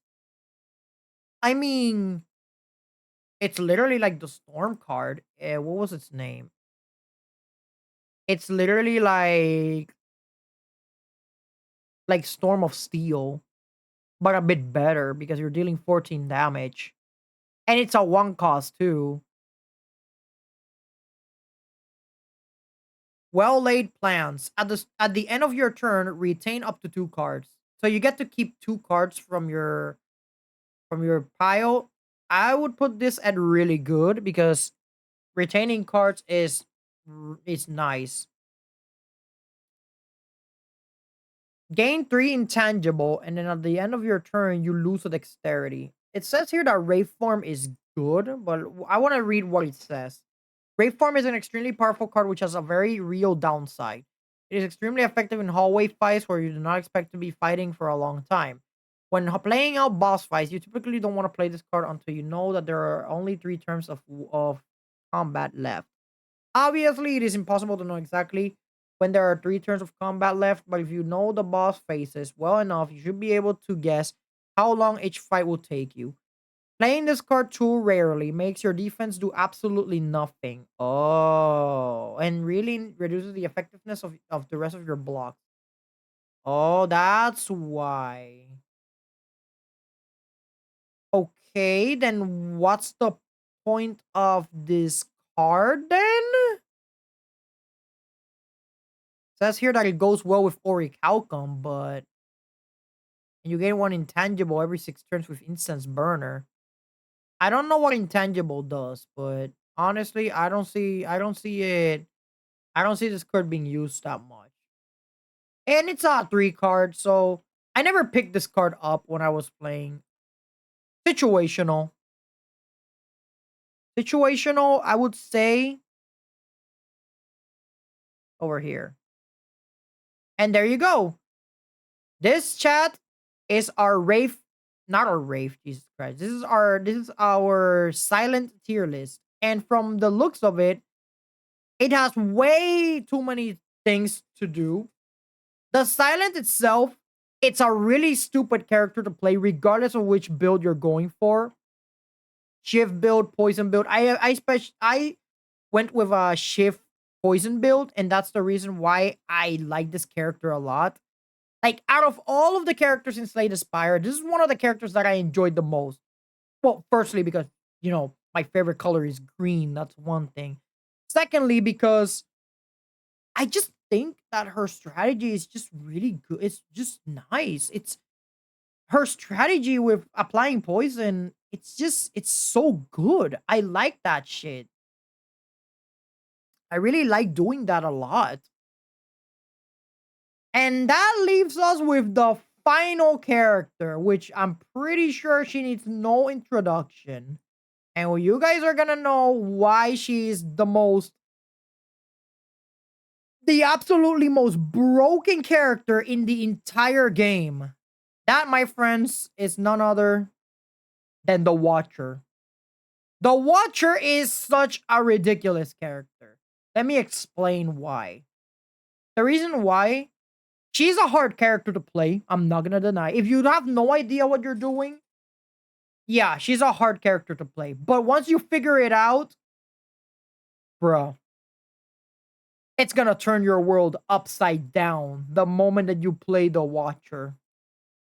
It's wild. It's absolutely wild the moment that you play this character. And now we're gonna go through all of her cards. Defend and Strike are here for some reason. We're gonna take a look at those later. You guys know where I always place these two. We're gonna search them immediately. Defend. Defend is over here. That is an always avoid card. Same goes for Strike.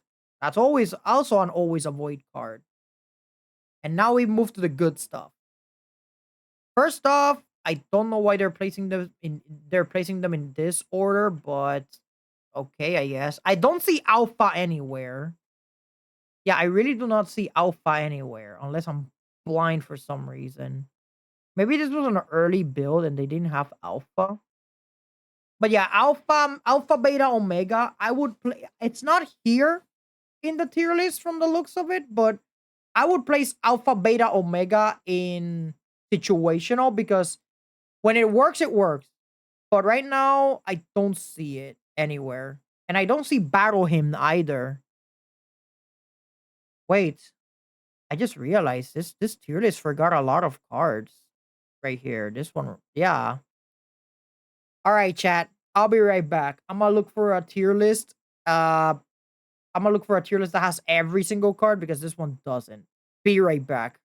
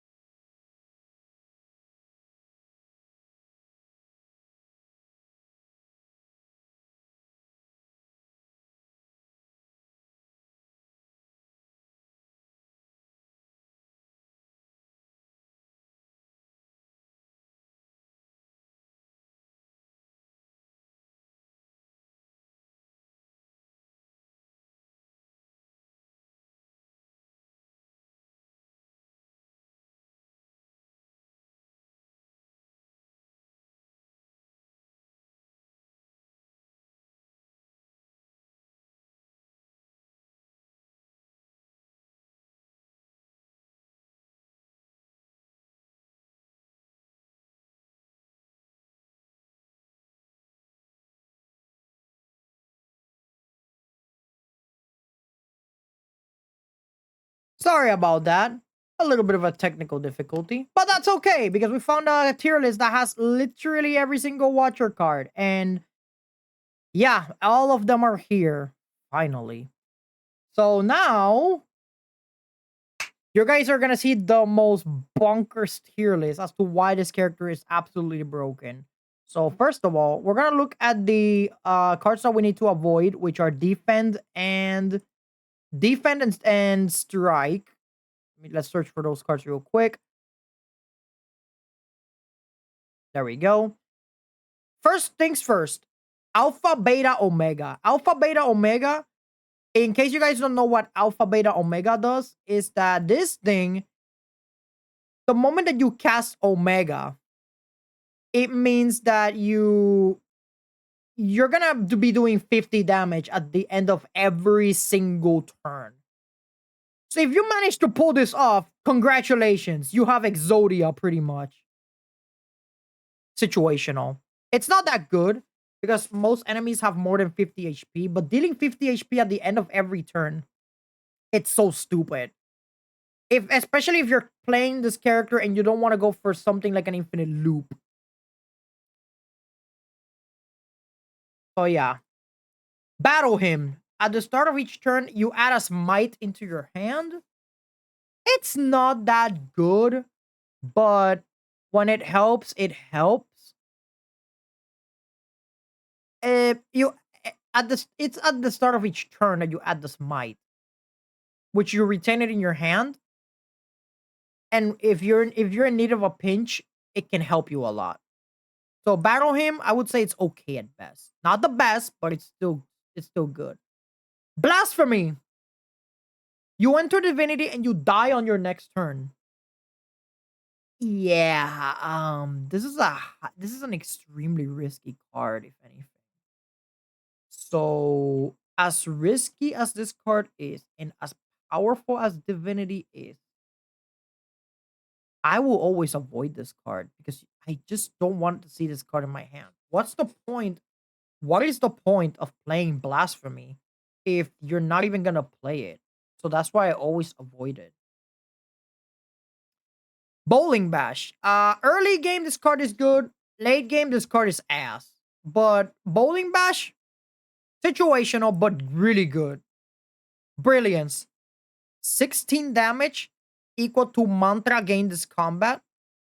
So you get more damage every time you get mantra, but I don't know. Brilliance is just I always avoided it.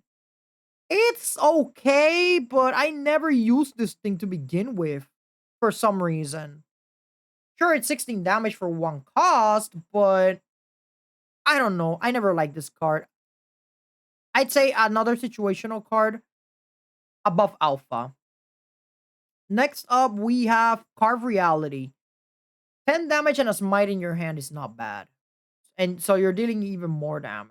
But Carve Reality, I would say it's same goes for Battle Him. Okay at best.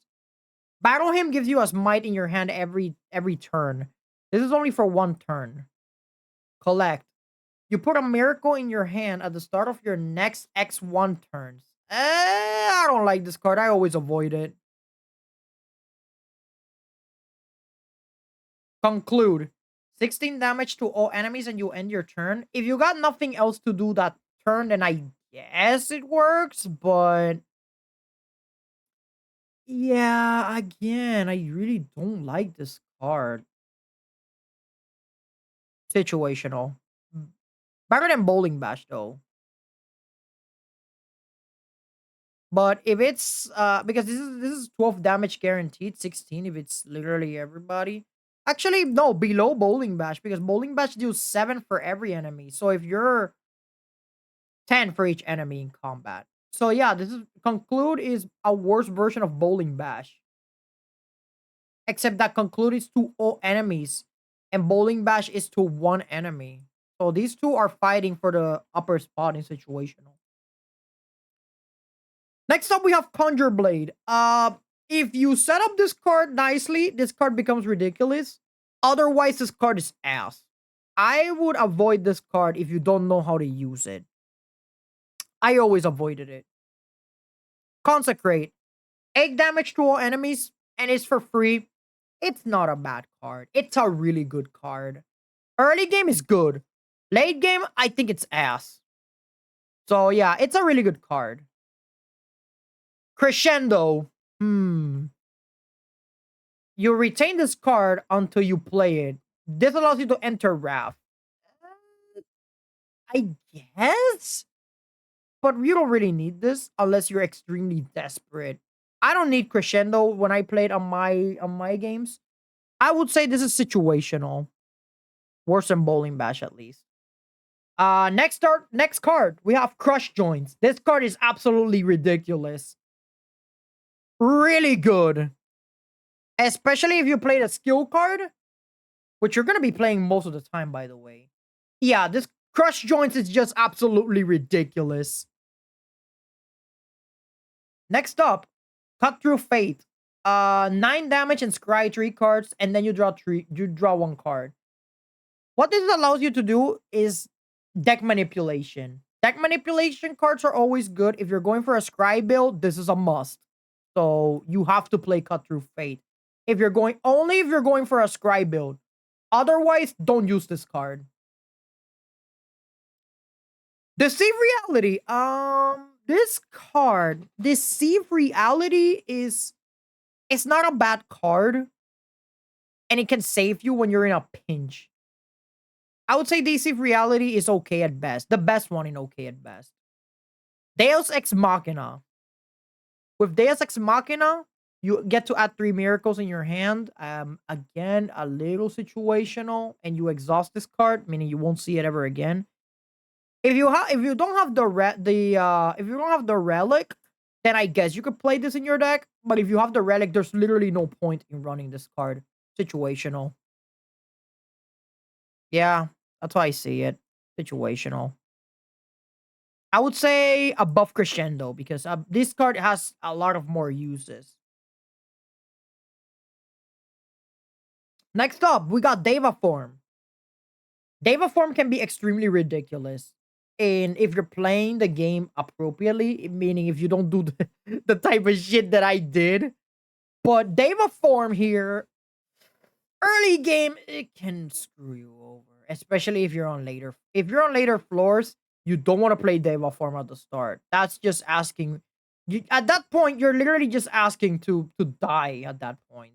So Deva Form, as much as I love the artwork, situational. It has its uses, and it becomes ridiculous. But I don't like Deva Form, so I'm gonna have to place it a situational. That's the reason why. The times I played Deva Form, I tried to make it work. It didn't work for me. I'm pretty sure it can work for you guys out there, but to me, it just didn't work. I tried my hardest, but it just didn't work. Next up, we got Devotion. At the start of each of your turns, you gain 3 mantra. It's not bad. It's okay at best. But I didn't go for a mantra build. Now come the empty cards. Empty Body, Empty Fist, and Empty Mind. If you are running if you're running this card, which is Flurry of Blows, if you're running Flurry of Blows, these cards are godlike because you're gonna be using them a lot, especially if you're stance dancing. Otherwise, these cards are ass. Although they're not too bad because if you're in Wrath stance, this can help you. And they're better than a defend and a regular strike. So these are essentially upgrades of other cards. And they get you out of Wrath stance when you need. The empty cards, Empty Fist, Empty Body, and Empty Mind, I will place them all at really good, bundled up together. Because they can save you when you least expect it. So that's why I'm putting them at really good. Next up, we have Eruption. Now, 2 energy Eruption, absolute trash. 1 cost Eruption? This is ban worthy. Absolutely ban worthy. And I'll show you guys later as to why do I consider this card to be ban worthy. So right now with Eruption, This is a one cost card, but there's an infinite loop with this thing. If you get either this or this monstrosity called Tantrum, if you get any of those cards, yeah, you're not gonna stop. You're literally not gonna stop. Eruption, it's a starter card, which is funny. Really good card. Really good card because it's a card that you're gonna start the game always with it, and you're always gonna have it in your deck, and you always want to upgrade it. Establishment. Whenever a card is retained, you reduce its cost by 1 this combat. Well, in the case of establishment, whenever a card is retained, it says you reduce its cost by 1. Establishment, establishment, establishment. I never used this card. I always thought it was bad, but since you have a lot of retained cards, its cost is gonna be reduced. So it's not that bad. It still it has its niches. Okay at best. Evaluate. This card has failed me many times than I can count. But gaining a block and shuffling an insight, it's really not that bad. Because you're literally going to draw the insight, and you're gonna draw 2 additional cards for free. I'd say when it works, it's really good. When it doesn't, it's literally ass. Okay at best. Next up, fasting. You gain 4 strength, 4 dexterity, but at the start of each turn, you gain 1 less strength. At the start of each turn, you gain 1 less strength, meaning that you're gonna go low on strength. This with Deva form is ridiculous, but because you're gaining 4 strength and 4 dexterity. But for a 2 cost, this thing is not worth it. I would avoid it. I would have always avoided if I were you. Next up, we got Fear No Evil. Fear No Evil is a really good card. It's not bad. Fear No Evil is really fucking good. Not ban worthy, but it's really good. Because Fear No Evil, you do 11 damage and you immediately enter Calm Stance. That's how good Fear No Evil is. You're dealing damage and you're stance dancing. Which again, sorry about that, chat. One of my something fell. Anyways, and now that leads us to this amazing card, Flurry of Blows. If you're running multiple Flurry of Blows in your discard pile, this card can become bonkers, especially if you're stance dancing. Flurry of Blow, I'd say, is a really good card. You're dealing free damage, so that's the reason why, especially if you're stance dancing. I would place this literally with the empty cards. Flying Sleeve. 6 damage twice. Again, this is literally the same as the Ironclad's card where you do damage twice. Always avoid. At least it's not that bad. Follow up. Early game, this card is ridiculous. Late game, you realize this card is not that good. But hey, you're still dealing damage. So that's the reason as to why I think Follow Up is a decent card at best. It's not good, but it's not bad either. It's just there. It serves that perfect sweet spot in your deck. Next up, we got Foreign Influence. What this allows you to do is allows you to pick up cards from other classes, like the Ironclad, the Defect, and the Silent. Foreign Influence can become ridiculous, or it can screw you over, and then you exhaust this thing. It's a free card, and you exhaust it. So it's not bad, but it's not good. I would say this is a card that you want to exhaust as quickly as possible. Okay at best, because it can help you when it wants. Foresight Plus. At the start of your turn, you scry for 4. In case you guys don't know what scrying is that you look at the top cards of your deck, and then you discard whatever you want, and then you place it back on top of the deck as it was. It's the same mechanic as Excavate from Yu-Gi-Oh! Scry is also the same in Magic. So you scry 4 cards at the start of your turn. I think it's at the start of each turn. So you get to pick what you're essentially manipulating your draw. So I would say this card is okay at best. Actually, no, it's really good. It's really good because you're manipulating your next cards that you draw. Holt. In the case of Holt, you can only gain the additional block when you're in Wrath, which you don't want. Unless you're stance dancing, which is when it becomes ridiculous. So Holt, in my opinion, is just it's an awkward card, but when it works, it works. But you don't want to gain block when you're in Wrath. So I would say it's situational, although not as bad as Conclude. Indignation is next. If you're in Wrath, you apply 5 vulnerable to all enemies. Otherwise, you're gonna enter Wrath. This is one of your other Wrath cards. It doesn't do any damage, but you apply vulnerability. I would say this is another card that is okay at best. Because you're applying damage to every single enemy in the vicinity. Next up, we have Inner Peace. Ban worthy. Absolutely broken ass card. Inner Peace is so unbelievably broken. If you're in calm stance and this card is upgraded, you draw 4 cards. But if you're in calm stance, if you're not in calm stance, you enter calm stance for one energy. That's stupid. And if you guys don't know what each stance does, if you exit calm, you get 2 energy.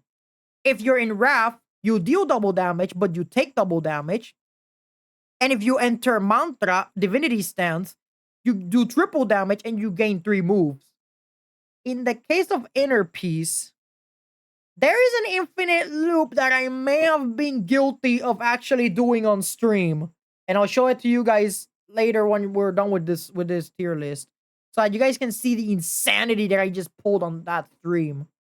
But Inner Peace, this thing, absolutely ban worthy. This card is absolutely ridiculous. Judgment. Judgment, it's a niche card, but early game, this thing is so good. You don't even know how good this thing is. Just lucky. This is a scry card. You're doing 2, 3, 4. Scry 2, gain 3, deal 4. It's not that good, but when it works, it works. Especially, again, if you're going for a scry build. If you're going for a scry build, this card is insanity. Because you're doing everything at once. And for a 0 cost, it's really good. It's not that bad. It's really good. Lesson learned. 13 damage and fatal. You upgrade a random card in your deck. This card is good if you don't have that many upgraded cards. If you have already the entirety of your deck upgraded, like I did in my... I'm sorry if you guys heard something in my background. That was my grandpa sneezing. Or at least, well, it's what I heard. Even though I'm not in the real world. Must have been my imagination. Anyways, lesson learned plus. Deal 13 damage, and if fatal, you upgrade a card from your deck. If your deck is entirely upgraded, this card is not worth it. But this card, if your deck is not upgraded, it's really good. But I would say it's situational. I would not recommend this card at all. Especially for a 2-cost card, it's too much. It's way too much. Next up, we have like water. At the start of your turn, if you're in calm state, you gain 7 block. This is a card that I always use a lot. And holy crap, is it good. This is what I would use if I were in calm stance. Because you gain 7 block at the end of the turn. Since you always want to be in calm stance. You never want to be in wrath stance. This card, really good. Master Reality. Whenever a card is created during combat, you upgrade it. You're not gonna create many cards that in these turns. You may as well avoid that card. Meditate. A lot of people say meditate is good, but in my opinion, meditate is just ass. Yeah, you get cards from your grave and you retain them, And then, yeah, this card is just, it's just not good. It's really not good. Meditate to me, the problem with meditate is mainly the fact that you end your turn. That's the reason why I say it's not good. Although it may have worked for you guys.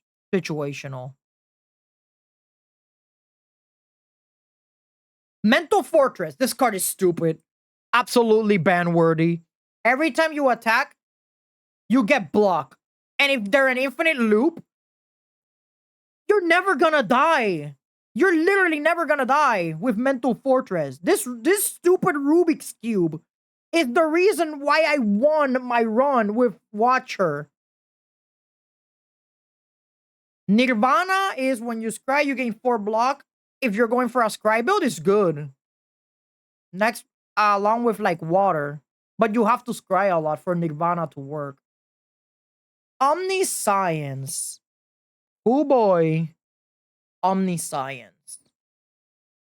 Omniscience is such a funny card. Because Omniscience itself, it's good. I'm not saying it's bad. I don't know. I feel Omniscience is a gimmicky card. I would say it's okay at best. It's the best okay at best card. But this card can become ridiculous if played appropriately. So I once saw a short of someone using Omniscience to its full potential. And holy shit, was it scary. He finished literally every single enemy on turn 1. Perseverance, I thought this card was good, but this card is absolute garbo. I don't run this card. Always avoid. Pray. 4 mantra and you shuffle an insight. Pray's not that good unless you're going for a mantra build. I would say pray is situational above crescendo because it has its uses and you get more draw power. Next up, pressure points. Pressure points is only good if you have multiple copies of it in your deck. Otherwise, this card by itself is ass. The really good thing about pressure points is that you're dealing true damage to the enemy, meaning that it's gonna bypass their defenses. No matter how ridiculous their shield is, pressure points is gonna do damage to them. So again, pressure points is good only if you have multiple copies of it. Okay at best. Prostrate. I use this card a lot. Not as good, but 4 free block is nice. Okay at best. Next up, we got Protect. It says here that the card is good and you gain 16 block, but this card, I always avoided it like the plague. It's for a 2 cost, it's not good. Always avoid. I would say above all of this because at least you can defend for a few turns. Ragnarok. You deal 6 damage to a random enemy 6 times. You're essentially dealing 36 damage for a 3 cost. But they're saying it's good. I don't see why. Maybe they use it with Omniscience for free, but yeah, I don't see it. I just don't see it. Situational. Reach Heaven, which makes a True Violence, which is a 0 cost card, do 30 damage. I don't know if it was 30 damage or 20 damage, but this card is holy. It's good. It's not bad, but it's not good either. I would say also situational. Next up, we have Rushdown. I'm pretty sure you guys know where this card goes immediately. Every time you enter Wrath, you draw 2 cards. So imagine this, chat. Imagine this. Right? You're literally entering Wrath. And what you see is this. Wrath, draw 2 cards. Inner Peace. Wrath, draw 2 cards.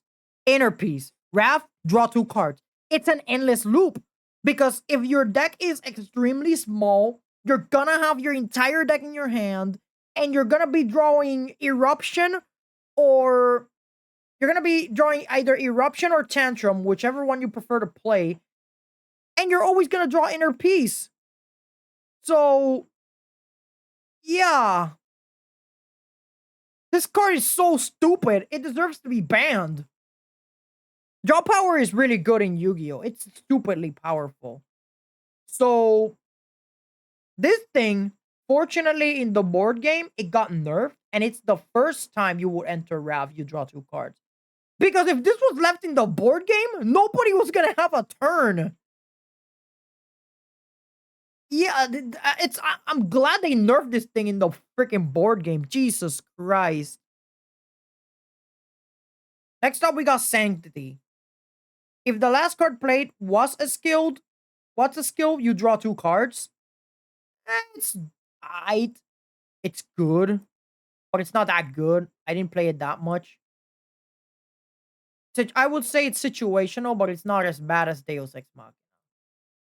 Sense of Time is next. 26 damage, and when it's retained, you lower its cost by 1 this combat. But it's a 4 cost card, regardless if you upgrade it. Always avoid it. I would not recommend this card at all.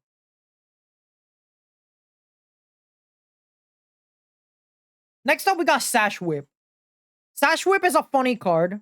I used it a couple times, but then I ended up discarding it from the deck. But the fact that you get to apply 2 weak, meaning that your opponent doesn't do that much damage if you already played an attack. It's situational, but it works. It works better than all of these other cards. Next up, we have Scroll. You draw cards until your hand is full. This card is, for a 0 cost card, this card is fucking ridiculous. That's another ban-worthy card. You're drawing your entire deck, pretty much. Signature move, 40 damage for 2 is not worth it, especially if you need to have this be the only attack in your hand. It requires a lot of setup. Always avoid. Shimmering Fury. Shimmering Fury puts you in Wrath next turn. So I would say Shimmering Fury is... I don't know how to put it. Shimmering Fury is... And you draw 3 cards, which is nice. You draw 3 cards with Shimmering Fury, but I would say it's a little situational. Not as bad as the other ones, though. Spirit Shield. I never picked up Spirit Shield. You gain 4 block for each card in the hand, but it requires 2. Another situational card. Yeah, I would put it above Meditate at least. Study. Okay. For a 2 cost, this card is ass. For a 1 cost, this card is godly. It helped. This is the reason why I won my run. Study is just absolutely ridiculous. Really fucking good. I would say I would place this at the very least above above Judgment. Because this was an essential key card for my strategy. Next up, we got Swivel. Swivel is not that good, if I'm being honest. Yeah, you gain 11 block, and the next attack that you play is 0. But the problem with Swivel is that, yeah, it costs 2 for 11 blocks, so it's again another situational card. Next up, we got Talk to the Hand. This card is same goes for Mental Fortress. You exhaust it from your deck, and whenever you attack that specific enemy, yeah, this card is also ban-worthy, especially in boss fights. And the next card that goes after it is also ban-worthy. These 2 cards, like this combination of cards are ban-worthy because these are the ones that make the infinite loop. These are the ones that literally make the infinite loop go live. So that's the reason as to why I put all of these cards in ban worthy. Third Eye, you gain 9 block and you scry for 5. That's not bad. I would say this card is it's really good, but it's okay at best. I would say below Deceive React. No, actually, above Evaluate because it has an extra use, especially for a scry deck. Tranquility can help you, especially if you're in a pinch and you need to exit Wrath Stance as soon as possible. Okay at best, at the very bottom. Bolt. A 2-cost card that allows to skip your opponent's turn. It's really fucking good. I like this card. I didn't run it in my deck, but against against bosses like the Time Eater and the Heart of the Spire, this card is stupid because it allows you to skip their turn entirely and then keep your ridiculous combo next turn. In the case with Time Eater, you have to be precise. This has to be your 12th card played so that Time Eater does not have a turn. Next up, we got Vigilance. Vigilance is your starting card. It's not a bad card. It's okay, but it's good. I would say it's really good, if anything, because on top of the fact that it's a starter card, it's giving you block, which is always nice. Next up, we got Wallop. Fuck this card. I never liked Wallop so a lot. Always avoid it. Although for you guys out there, it's situational. Very situational, if anything. Wave of the Hand, whenever you gain a block, you apply 2 weak to all enemies. I would have always avoided. You're not gonna block that much unless you have some ridiculous setup. So yeah.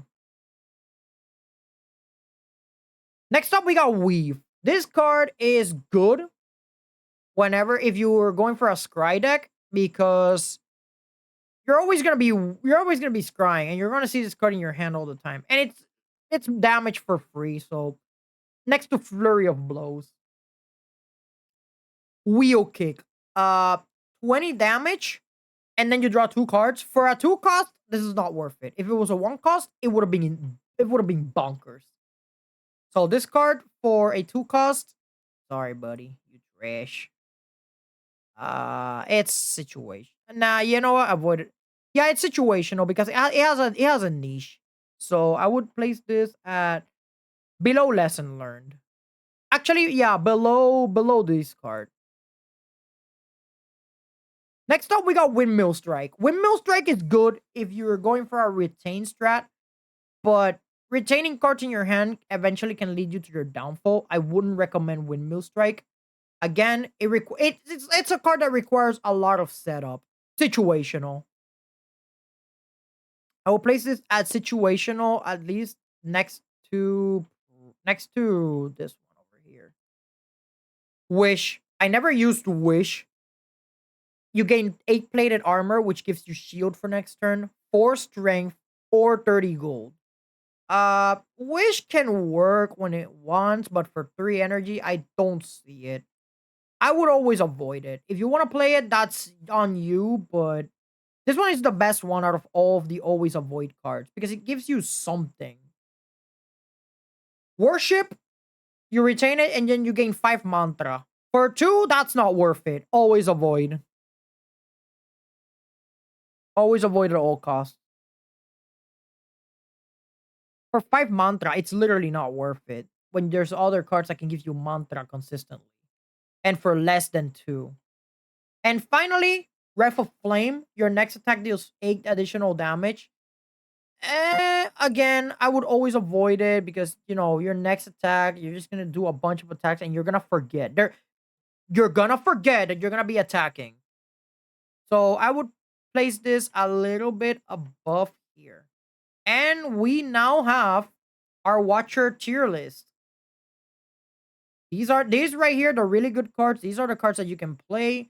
Ban-worthy are a must if you're going for the strat. And this is our list. You guys already know where she was gonna go. This character is straight up fucking broken. All that's left to do is just place them with their appropriate color. That one is purple, this one is green, this one is blue. And of course, yeah, I'm sorry guys, but Ironclad fucking sucks, dude. Ironclad is just any of you again, any of you Ironclad lovers out there, I'm so sorry. But your character to me your character is ass, okay? So yeah, this is my tier list for the characters. And now there's only one more tier list. We're going to go through these extremely quickly because these are colorless cards. Apotheosis, upgrade all of the cards for the rest of your combat. If it's upgraded for a 1 cost, let me place this one here. This one is really good. Uh Next up we got Apparition, which is the fact which gets you 1 intangible. I guess it's fine, so I would say it's really good as well. Bandage Up, you heal 4 HP for free every combat. Not a bad card. It has its niche. It's really good. Bite, you're dealing damage and you're healing HP while you're doing so. Okay at best. Blind, you applying 2 weakness to every single enemy absolutely for free. Okay at best. Dark Shackles, this can save you from an enemy, but never, please, I'm begging you, never use this against the Spire. Ban worthy. The Chrysalis card is around here somewhere. There it is. Chrysalis. Random skills into your draw pile and they cost 0 this combat. For a 2 card, that's not worth it. Always avoid. Why is there 2 secret tech? Oh, wait, there's secret technique and secret weapon. They just look the same. Okay. The art department was lazy when it comes to the artwork. That's funny. Next up, we got Deep Breath. Although this card allows you to shuffle your discard into your draw 2 cards for free. It says it's bad, but in my opinion, I see its niche. Okay at best. Next one, where the frick is it? Discovery. 1 of 3 random cards to add to your hand. Cost 0 this turn. It can fuck you over. Situational. Dramatic Entrance. 8 damage to all enemies for free. It's not bad. It's okay at best. Enlightenment. Reducing the cards of every single card in your hand to 1, especially the cards that are expensive to use. Yeah, it's a really good card. Really good. Finesse. It's a free draw. It's really good. Flash of Steel. 3 damage and 1 additional card. Again, not as good as Finesse, but it's still a really good card because you're still dealing damage. Good Instincts. A 9 block for a 0 cost card, it's stupid, but we need to see Forethought first. Forethought. Any number of cards from your hand on the bottom of your draw pile, and they cost 0 until they're played. Meaning that if you manage to draw your entire deck with Forethought, yeah, you can play those for free. Ban worthy. Literally ban worthy. Good Instincts, as I said, all of this defense for a 0 cost card, it's pretty good. It can save you in a pinch when you need it. Really good. Hand of Greed. If you manage to defeat an enemy with this thing, you gain 25 gold. But for a 2 cost, I would say it's okay at best. Mostly because of its damage. Next up, we got Impatience. No attack cards in your hand, you draw 3 cards. Again, extremely situational because if you have any attack cards, this card becomes useless. Jack of all trades. A funny card to have in your deck, but yeah, this funny card can It's always gonna give you something. Then you exhaust it, but it's gonna remain for the entirety of the combat. Okay at best. But simply because of the RNG. Next up, what the hell is the name of this? Next up, you have Jax. You lose 3 HP, but you gain 3 strength during that combat. For build for Ironclad, I can see its use, but to be honest, losing 3 HP in Slay the Spire can ultimately end you the run. Always avoid. For me, it's always avoid, but for you guys out there, situational. Madness. It's good regardless where you play it. Really good. Next up, we have Magnetism. Magnetism can always add a card from your to your deck. At the start of each turn, you add a random colorless card into your hand. I can see its use, but in a deck where you want to, to, how should I say? If you're looking for a specific card, I don't think you need that many cards in your hand. Situational. By that I mean sometimes you want to minimize your deck size in order to prioritize consistency. That's why I consider it situational. Master of Strategy. You draw 3 cards for a zero cost and you exhaust it. Uh, put that in ban worthy. Mayhem. Oh my god, Mayhem. In the case of Mayhem, where is it actually? There it is. At the start of your turn, you place the top card of your draw. You play the top card of your draw pile. It can screw you over, especially if you didn't want it to play that card from your draw pile. Always avoid it. Metamorphosis.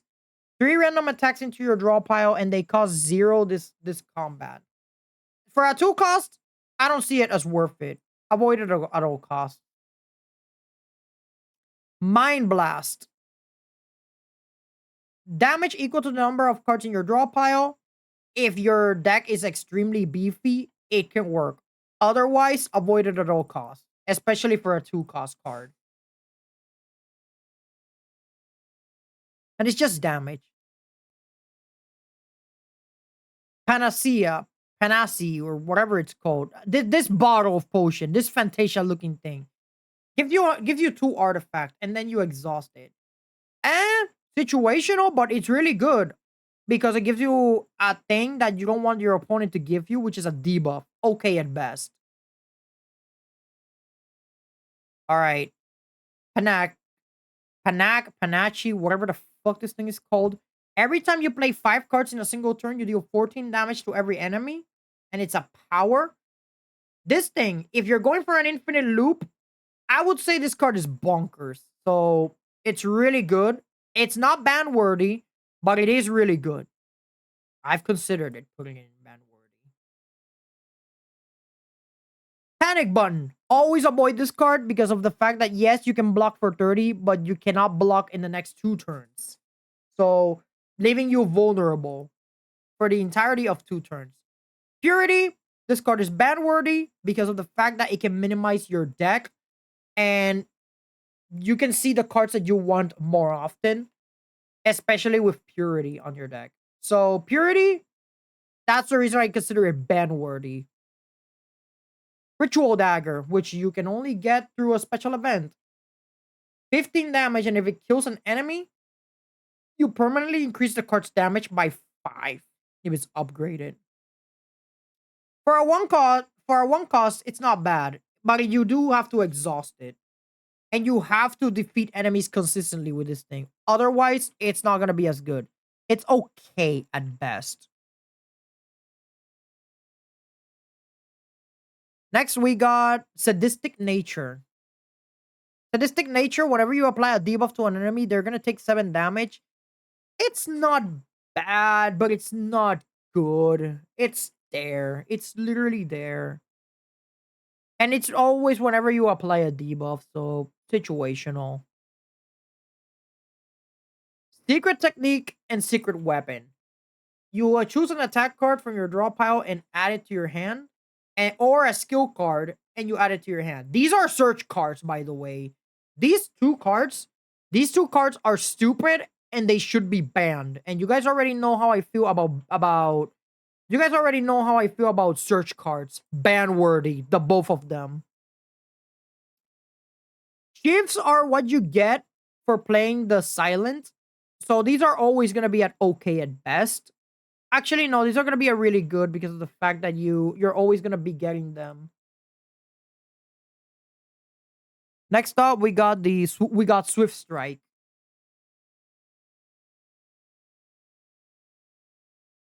Where is it? Where is it? Swift Strike, Swift Strike. There it is. 10 damage for 0 cost. Not bad, but it could be better. Okay at best.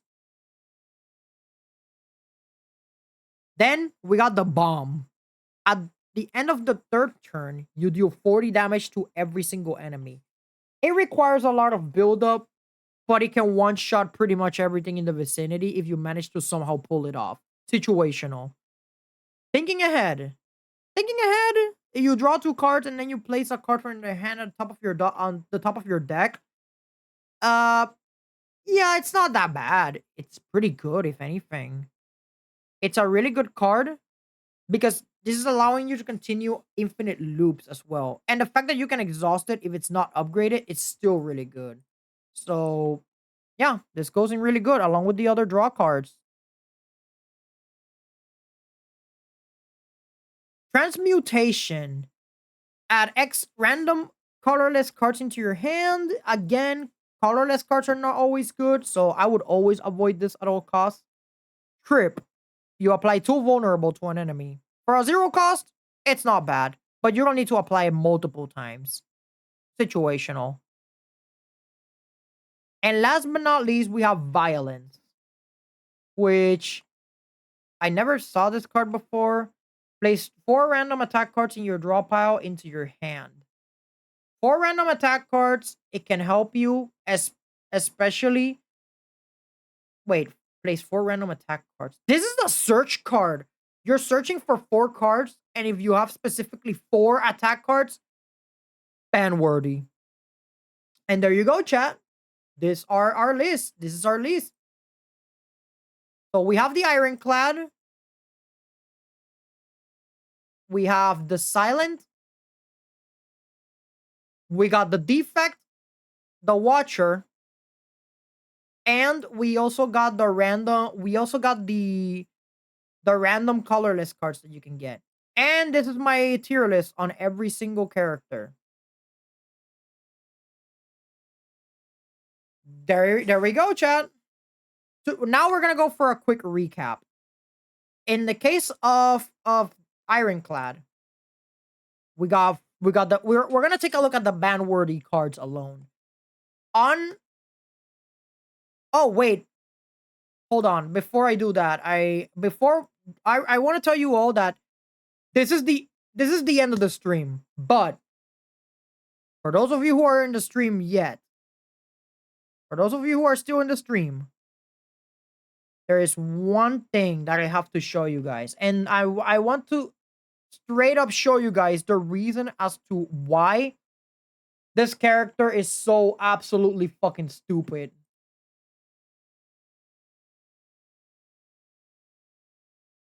So we are live currently, as you guys can see. Seeing myself there. But that's not what we're looking for. What we're looking for is we're going to go to our creator dash. I'm going to go to my creator dashboard and I'm going to go to video producer because I need to show you guys this. Wait, no, this is not the video. Jesus Christ. This is the ridiculous thing that I need to show you guys. This right here. I don't know if you guys can see a full screen. I hope you guys can. But yes, this is what I want to show you guys. This right here. What you're about to witness, chat, is by far the most ridiculous thing I pulled in Slay the Spire. And the reason as to why I say that the Watcher is absolutely fucking broken. Let me see if I can search it real quick.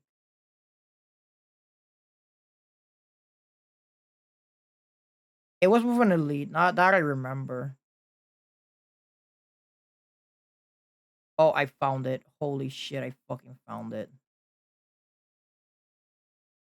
Hi, chat. You guys can't see it, unfortunately, but I think you guys can, yeah. Wait a minute. No, you guys can't see it. Anyways, I'm not gonna show you guys the video, but I will post the VOD on I'm gonna post the VOD on whatchamacallit. I'm gonna post the VOD on I'm gonna post the VOD on YouTube eventually, and you guys are gonna be able to see the absolutely disgusting thing that I did with Watcher. Although I will make a short and I will post it online, so for all of you to see. This is our ironclad tier list. This is our silent tier list. This is our defect tier list.